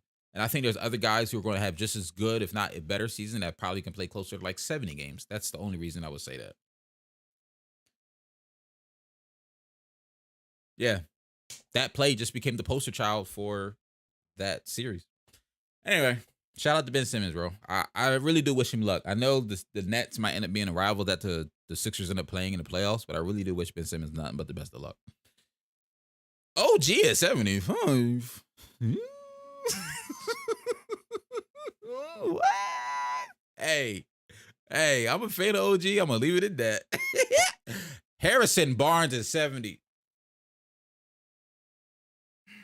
I'm not trying to disrespect none of these NBA players because they all going to dribble circles around me, dunk on me, shoot over me, drop 50 bombs on me if I'm guarding him, obviously. But I'm going to put it to you this way. They got Harrison Barnes at 74. Last year, he wasn't ranked. I'm going to leave it at that. John Collins at 73. Okay, solid. I'm not mad at that. Michael Porter Jr. at 72. I'm not mad at this either, considering he's coming off an injury, and honestly, no one knows what he's going to be. This is really just I think, a safe projection. Julius Randle at 71. Not mad at that neither, considering he regressed from his... Was he All-NBA or was he MIP that year? Let's look at that real quick, because I always get those two mixed up. Or did he get both? Julius, I always get these mixed up.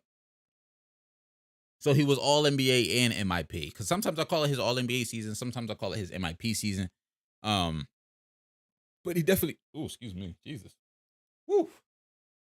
But he definitely regressed from that season. It feels a little high, I'll be honest, but I'm just happy he's not higher. Harrison Barnes is crazy. Harrison Barnes is crazy. Oh, let's see what the Jordan's saying. He got Kawhi. Kawhi always comes back from injuries 100%, unlike AD. He's going to average like 28 with go-to defense. Clippers weren't in the finals, though. And he's a 1 seed. Clippers winning the ring. Paul George finals MVP. Hey, Wrecked. They are trying to get people to click and talk about him. You see us here talking about it. I just don't see Kawhi winning MVP. That's just me personally. I really don't think he's going to play enough games.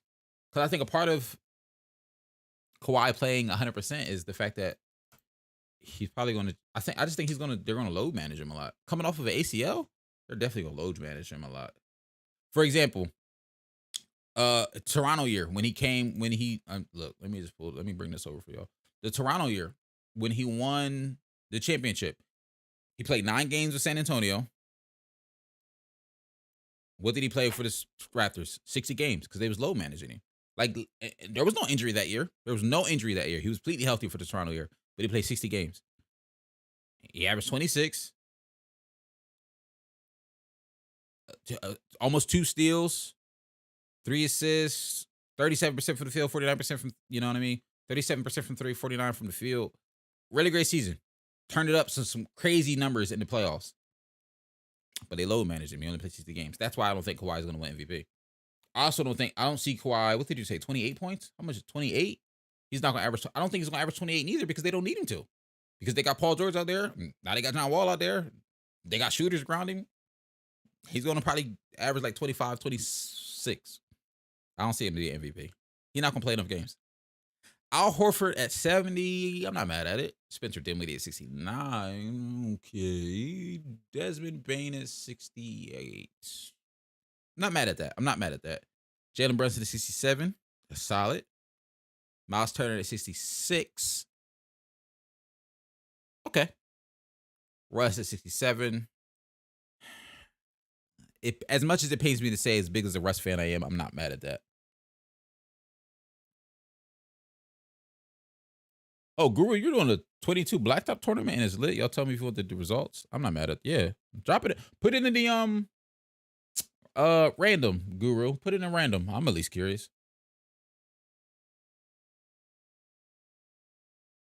You see what I'm saying, Jordan? All right. I mean, at least we can see eye to eye. Fair take. He hasn't played in a ton of games in a minute, and the ACL is rough. I mean, yeah, the playoffs is like, if Kawhi get to the finals, he's going to be finals MVP. His playoff numbers is off the charts. Like, since you asked, so like just that Toronto year. Look at that Toronto year. 26 in the regular season. You swap that over to playoffs, the Toronto year. That man went to 30. Like I'm not saying that man don't turn it up in the playoffs. That's not my argument at all. Like, he turned up in the playoffs. 28 that year, 30 that year. And you look at his year, 27, 24. That man went from 24 in the 21 year to 30. Like, he turned up in the playoffs for sure. Kawhi is definitely a playoff performer. He reminds me of Jimmy Butler reminds me of Kawhi in the sense that when it's time to turn up for the playoffs, they turn up. Jeremy Grant at 64. Okay. Not mad at it. I like Jeremy Grant's game.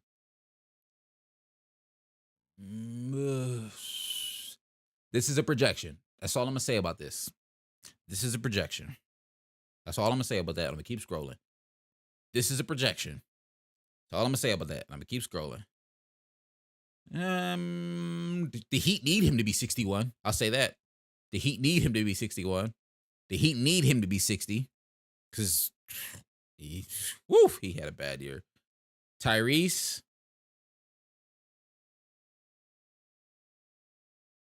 He's got a skill level for it. I'll say that. 58, Robert Williams. I'm not mad. Vooch. The Bulls need him to be 57. Tobias Harris. Hey, I will take that. Because defensively, Tobias ain't terrible. His points per game is probably going to drop with a healthy Harden. I guess he can get us like 17 a game.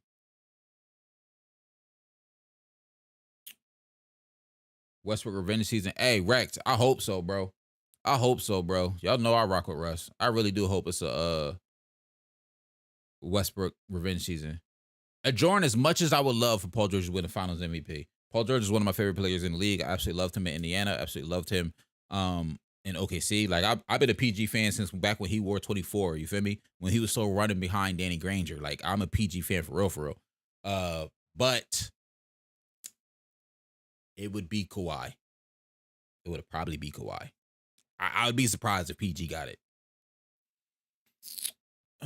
Just surprised LeBron is in every player's paragraph. Just be watching the 10-minute highlight reel. They just be watching the 10-minute highlight reel and they make the list. Coolio is in the rapper range?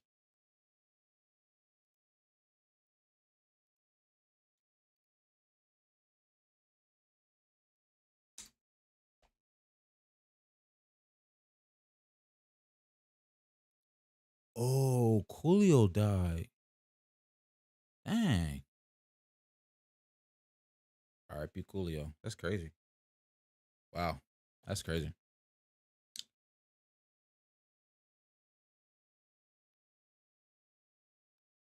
Jimmy over PG is tough, but I'm not giving you that. I take PG over Jimmy. That's just me, though. You can call it bias. All right.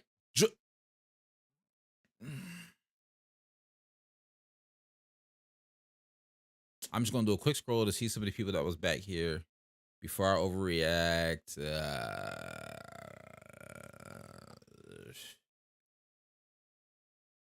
Jordan Poole at 55 feels crazy. I see what they're talking about. He should be campaigning for $6 million a year, especially coming behind.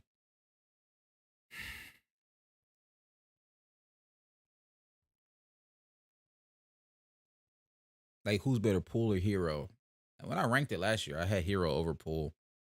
This is a projection. I'll just say that in case you got it. De'Aaron Fox at 54. I know the Kings fans about to be mad.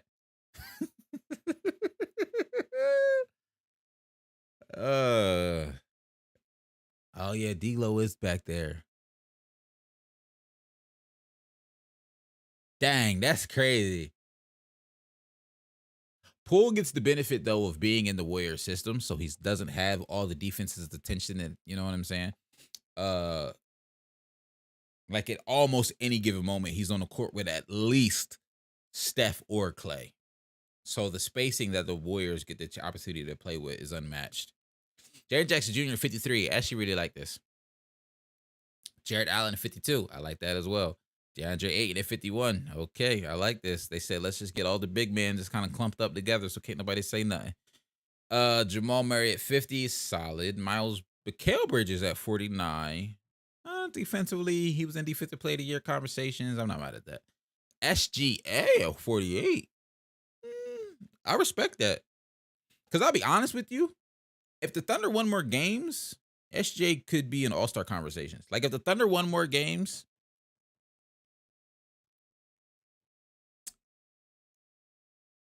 SJ could be in more all-star conversations. I'll just leave it at that. Domantas Sabonis at 47. So they got Sabonis over Fox. I don't think that's crazy. It's not a crazy gap neither, but I don't think that's crazy. Darius Garland at 46. CJ at 45. I like that. I'm a CJ fan, shamelessly. Tyrese at 44. Hey. No, don't respect that. Shea is way too low. I think the reason I'm not mad at Shea being where he's at, because while I love his game,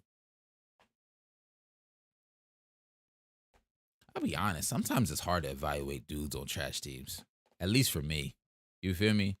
Like SGA is underrated, but I don't know if he's under like what's way too low? What SGA is at 48.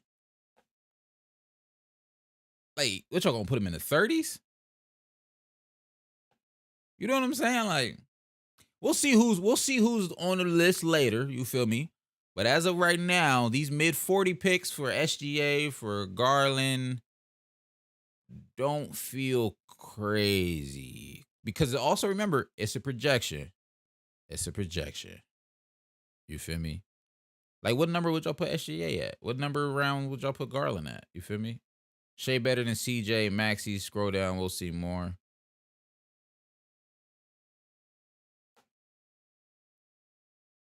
CJ a dog though. I ain't.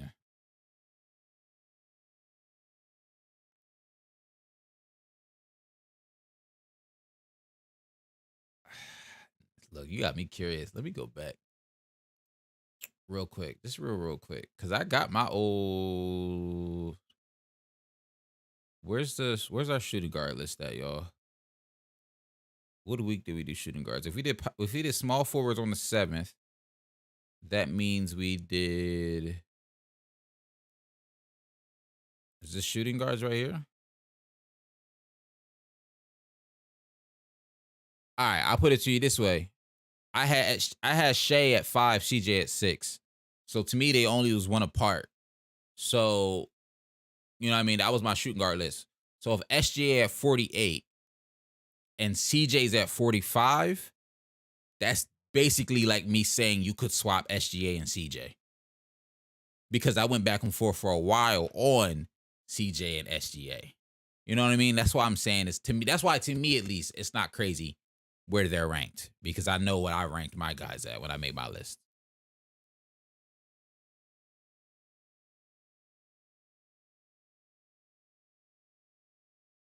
I feel that, Rex. Can't rank people till you see them all, because you can name 100 players, but yeah, I feel that. That's why you probably won't ever see me make a 100 player ranking list, because it's not easy. It's easy to react and say people did it wrong, but it's not easy to it's not easy to make your own list. It's easy to tell somebody else their 100-person list is wrong once you see all 100 names. But if I gave you a piece of paper and said, hey, yo, give me your top 100, y'all probably ain't gonna see me make one. In my opinion, the 5-6 gap is huge, though, as Shea, as CJ. See, that's where I would disagree. That's just me, though.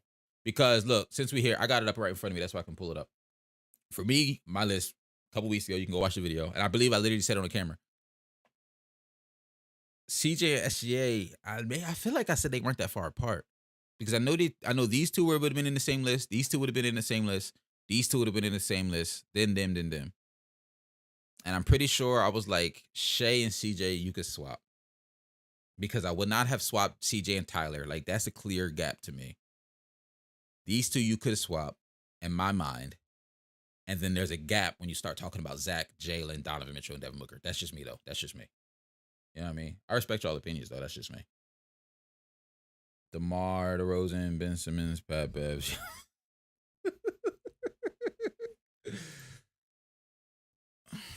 Tyrese at 44, we did look at that. Draymond Green at 43 ain't crazy. I know he didn't finish the season well, and I know a lot of people are only going to remember what he did in the playoffs, but the beginning of that regular season, Draymond Green, not even just the beginning, like before he got injured leading up to All-Star break, Draymond Green was in conversation for Defensive Player of the Year. Draymond Green had the Warriors looking like, oh, snap, the Warriors about to win the championship. Like, Steph Curry was in MVP conversations. Draymond Green was doing the Draymond Green stuff where he's moving the ball, defending everywhere. I'm not mad at this. The injury really messed him up. DeJounte Murray at 42. He got an All-Star, so I'll give him that. He got the All-Star nod. LaMelo Ball, 41. I'm not mad at that.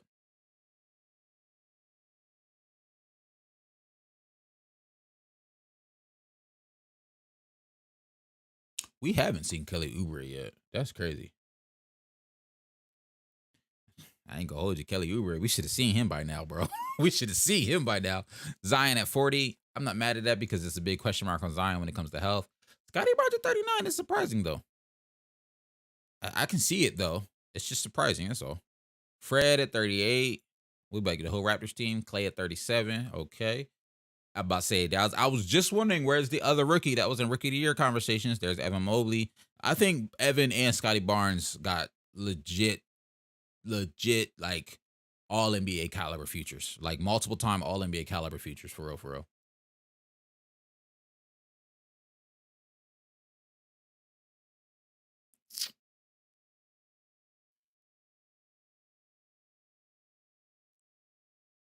Scotty. Well, I'm gonna tell you why he's above. Well, first off, there's only one spot between him and Zion. The reason Zion's here is because Zion's a question mark because you don't know if that man gonna play. You feel me? And it's also projection. I don't think DeJounte is going to be as. Even myself, I don't know how good DeJounte Murray is going to be because I don't love the idea of him playing alongside. And we talked about it earlier in the stream. I don't love the idea. Well, excuse me, I talked about it in a podcast I did. I need to plug that. I don't know how good DeJounte is going to be. I don't love the idea of him and Trae Young playing well together because DeJounte's not an off-ball guy. Cade Cunningham at 35. I'm not mad at that. I just saw somebody say I think Cade has MVP caliber in his future. Yeah, I knew you was trolling. That's why I laughed. Once I'd seen it and then seen it was you, that's why I laughed. I think Cade has MVP potential, so the draft class is great. Yeah, Cade definitely has. Like, yeah, that draft class has potential to go down as, I'm not gonna say like all time great. Like, I don't want to gas it too early, but that draft class has to be potential to be a draft class we talk about as like, oh, okay, this was really good. Marcus Smart at 34. I respect that. Kyrie at 33. Believe it or not, I also respect that. Wiggins at 32 is interesting. I feel like Kyrie probably could be in the 20s, probably. Wiggins at 32. Box score is not going to jump out at a lot of people, but he does a lot for the Warriors. Chris Middleton at 31. I like the fact that Chris Middleton's in the spot going into the 30s. Pascal at 30. Made All NBA last year. I ain't got all issues with that. Brandon Ingram at 29. Okay. DeMar at 28. At first, I was going to say surprises me, but I too am of the belief that he's definitely not going to have a season like he had last year, so I'm not mad at this. Zach LaVine at 27. Makes sense. I love Zach LaVine's game, don't get me wrong, but like how I'm projecting the Bulls to be, it makes sense that these two guys are here because if they were higher on the same team, you'd be having conversations about the Bulls like they about to be the Clippers or something with late Paul George and Kawhi because, I mean, Zach and DeMar just ain't that.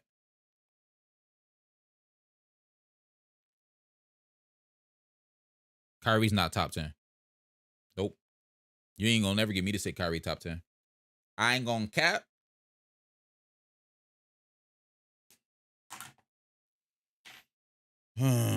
Is Kyrie top 15? Kyrie might not be top 15.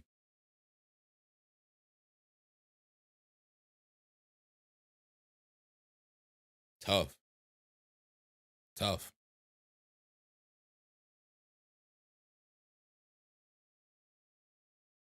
Kapoor, you bugging.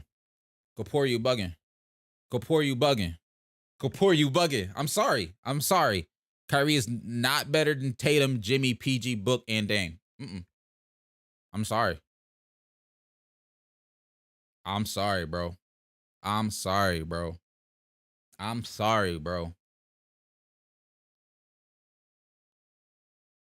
First off, outside of PG, and I mean, outside of Book and Dame, you also named all two-way guys. So that you gotta respect that two-way ability as well. Because PG, Jimmy, and Tatum also will give you a bucket and then lock you up on the other end. They all go ahead of Kyrie, bro.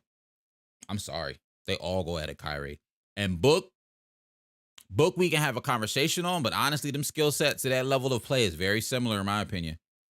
And I'm taking Dame over Kyrie, personally. I've seen Dame carry a team by himself. I ain't seen Kyrie do it. That's just me personally, bro. So the only conversation I'm even having really is with Book. That's just me, bro. That's just me, bro.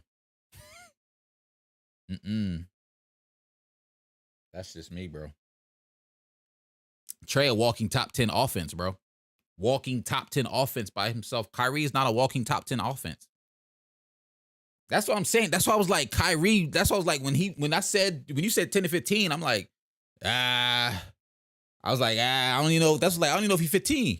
Look, now we talking. You making your argument worse because you naming names. And I'm like, bro, nah, I'm still taking them over Kyrie. So I'm like, that man really might not even be 20.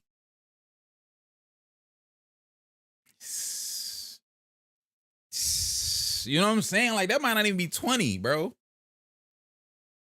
Because you naming names and I ain't gonna cap.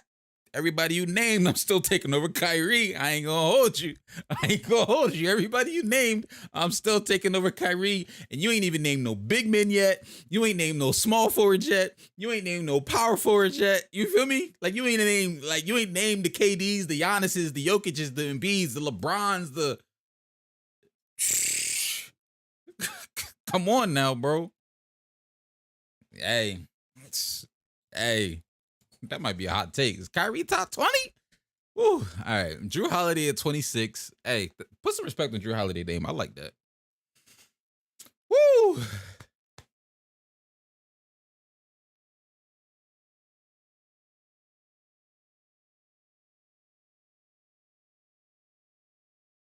What big men other than Giannis, Jokic, and Embiid are better? I mean, I don't know if I'd say any are better than that, but I'm just talking about that's 3 spaces ahead of him in terms of if he's top 15. That's all my point was. I've just named 3 other pieces you got to add. Like low key, you might have already named 15 guys in the chat. Like let me just look. I'm not even trying to disrespect. Like for real, I'm not trying to disrespect. This is just we having a conversation. You've named Tatum, Jimmy.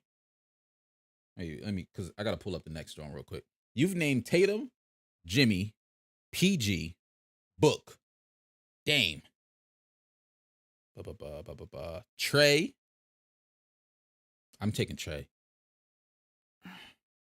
Ja, we can have a conversation. I won't add him. And then you've named just now. Where is that? Where is it at? And just now you named wait. Jokic, Embiid, and Giannis. That's 9 right there. And we didn't even really name everybody, bro. You feel me? Add KD. That's 10, right? Then add Luka, add Kawhi, add Steph, add Bron. Bro, I'm at 14. And then Kyrie? So you're saying Giannis, KD, Luka, Kawhi. Giannis, KD, Luka, Kawhi, Jokic, Embiid, Steph, Bron. Nah. Kyrie not top 10, bro. I can't do that, bro. I ain't gonna hold you.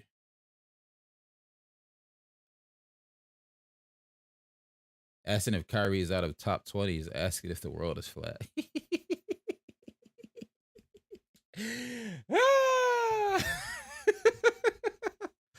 Hey, you know what I mean? I'm gonna respect your opinion, bro, but I'm gonna have to respectfully disagree.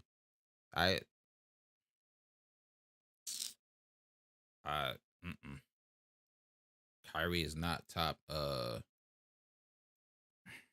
Definitely not top 10, bro. I feel you, but definitely not top 10. Just off the strength of 2-way play alone, bro. Like,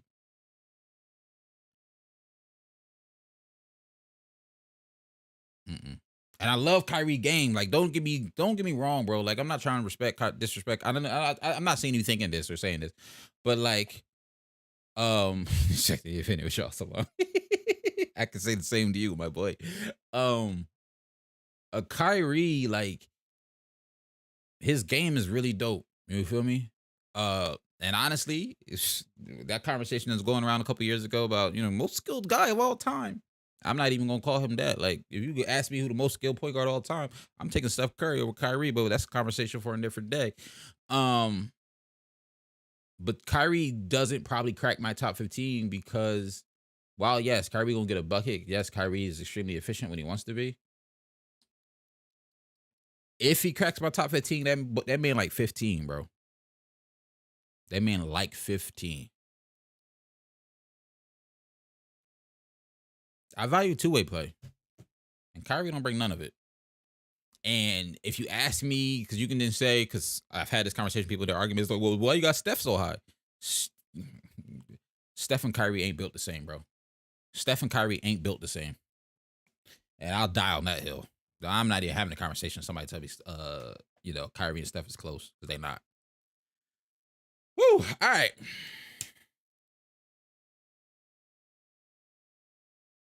I do value James Harden. But did you? I didn't say James Harden was top 15. I never said James Harden was top 15. And honestly, healthy for healthy, I'm still probably going to take James Harden because James Harden is a way better playmaker than Kyrie. Kyrie does not playmake. Kyrie does not set up his teammates and playmake nowhere near to the ability that James Harden can and does. Because when they played together, who was the point guard on that team? James Harden, because he's the better playmaker. If Kyrie was the better playmaker, he would have been the, you know what I'm saying? He would have been the point guard. You know what I'm saying? Like, so even in that, you take 2 guys who don't really play that great defense. Also, if you're keeping it a beam for a beam, James Harden defense is a little better only because James Harden is stronger and can play better post defense. James Harden post defense is really, really solid. And you can be like, Hawk, well, who the heck is valuable in post defense at the shooting guard position? Because he's a bigger guard, he sometimes has to guard for small forwards, and they be trying to body him in the post, and they can't. So if we go in player for player, even just talking about their offense, because I'm already said I'm taking James Harden defense a little bit over that. I mean, it ain't much. I'm trading a rotten apple for a rotten orange, but I'll take the rotten apple, whatever. But James Harden's playmaking ability is way better than Kyrie's. Way better. Because, once again, who was the point guard when they were on that team together? It was James Harden. Because he's the better playmaker.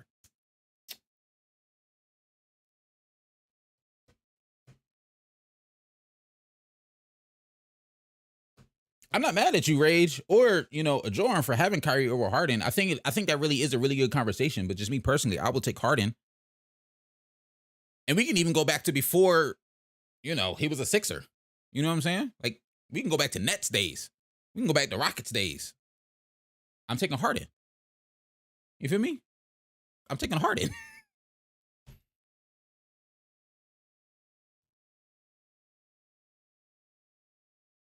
Harden's just as good as a shooter as Kyrie in my mind, bro. In my mind, at least. Nah, we going back to the list. We going back to the list. 25, we got Anthony Edwards. I'm not mad at that. I don't have him that, but I've seen projections of Anthony Edwards literally stepping into superstardom in the next couple of years, so I'm not mad at this. Donovan Mitchell, the 24. That's solid. One of the best shooting guards in the league, in my opinion. Bam at 23. I like that. Jaylen Brown at 22. Okay. That feels about right. I know it's going to be some people that's going to say that's too low, but I'm not too mad at that. I'm very curious to see how far between Jaylen Brown and Jason Tatum is. Chris Paul at 21. I'm sure that's going to get a lot of hate. He was really, really good last year, though. Outside of the postseason debacle, he had a really, really good year. Anthony Davis at 20. Now, me personally, I feel like that's low for AD. If AD is healthy, I'm projecting him to have actually a really, really good season. But that's just me. Bradley Beal at 19 surprises me. Bradley Beal at 19 definitely surprises me. Yo, wrecked. I peeped, bro. When we was talking about Kyrie just now, I was like, dang, I didn't realize it's been almost 2 hours already. This was just hilarious. My wife just said I peeped. It was 2 hours. All right, let's finish this list up, and then we out of here. We just gonna speed through this list real quick. Rudy Gobert is 18. I'm not mad at that. Jimmy at 17. That feels low for Jimmy, but he be tripping in the regular season. He'll be trying sometimes in the regular season. Trae Young at 16. That feels low for Trae. Okay. Paul George at 15. All right. If you keeping in mind who was injured and who was healthy last year, all right. I'm not mad at it now. Because I'd be forgetting Paul George and Kawhi's got to be on here somewhere. Because I not forgot about them, but when I go to rank players, I usually only rank players who were healthy and who was playing. But I forget they got to actually rank everybody. So, because, yeah, I was about to say Dame got to be in here somewhere. Yes, because Dame wouldn't have been in my list. Like, because y'all know me. We only rank players who actually play. Cat. Cat above Dame, Paul George, and Trae at 13. All right. Okay. Kawhi at 12 is surprising. Not in the top 10. Definitely surprising. Harden at 11. That feels... I'm not going to cap. Like, I would have expected to see him closer to like the 15, 18 range.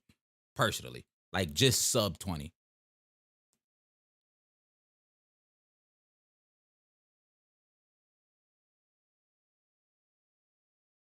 Trae was over Jimmy and PG was over Jimmy. I mean, 16, 17, and 15. I'm not tripping over that. But that's just me, though.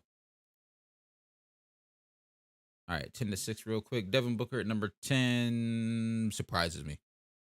Devin Booker at number 10 definitely surprises me. I was wondering where he was going to be at. Ja Morant at number 9.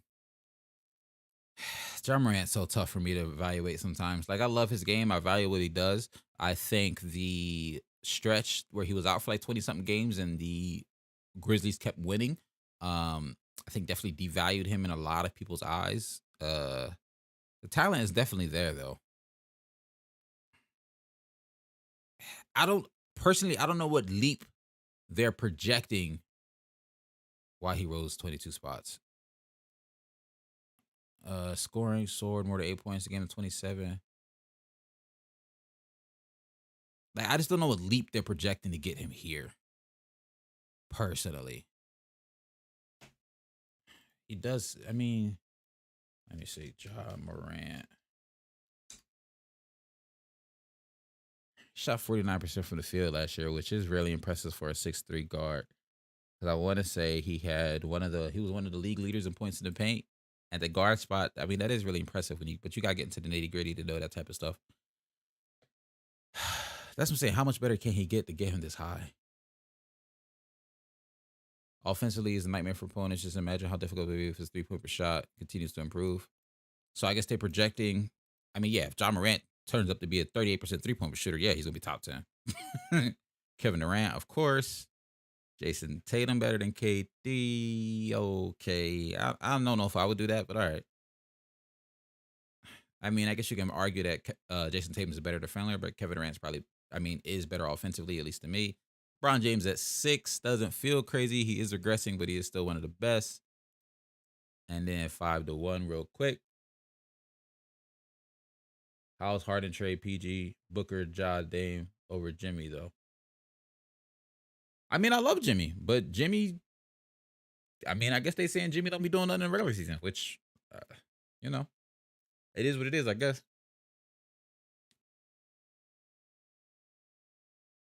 You know what I'm saying?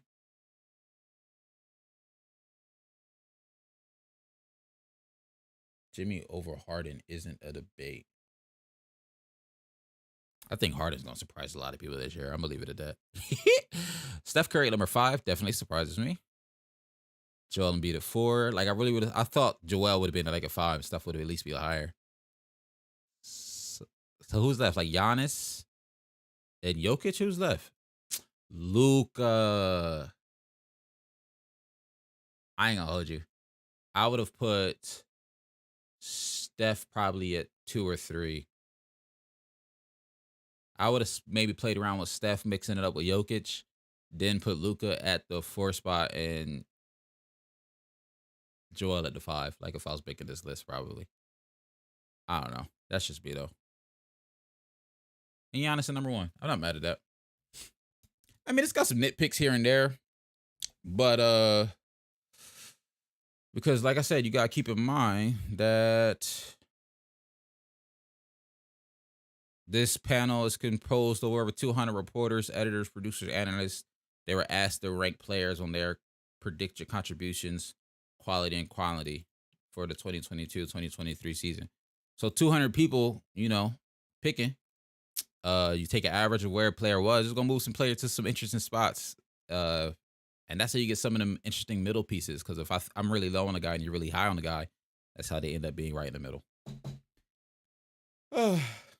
Interesting list. Interesting. Oh wow, Kyle Kuzma was not on this list. That's a good the disrespect on multiple people is crazy. I don't think it's a crazy, like I get it because it's 200 people. Like I'd love to see maybe it's like some individual people's lists from this pool of reporters, but when you have 200 people, it is going to average out to some weird stuff. I mean, that just is what it is.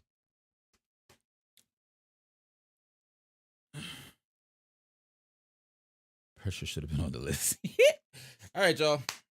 I'm gonna get in trouble with my wife. I gotta get out of here. I'll catch y'all. I'm not really about to get in trouble. That was a joke.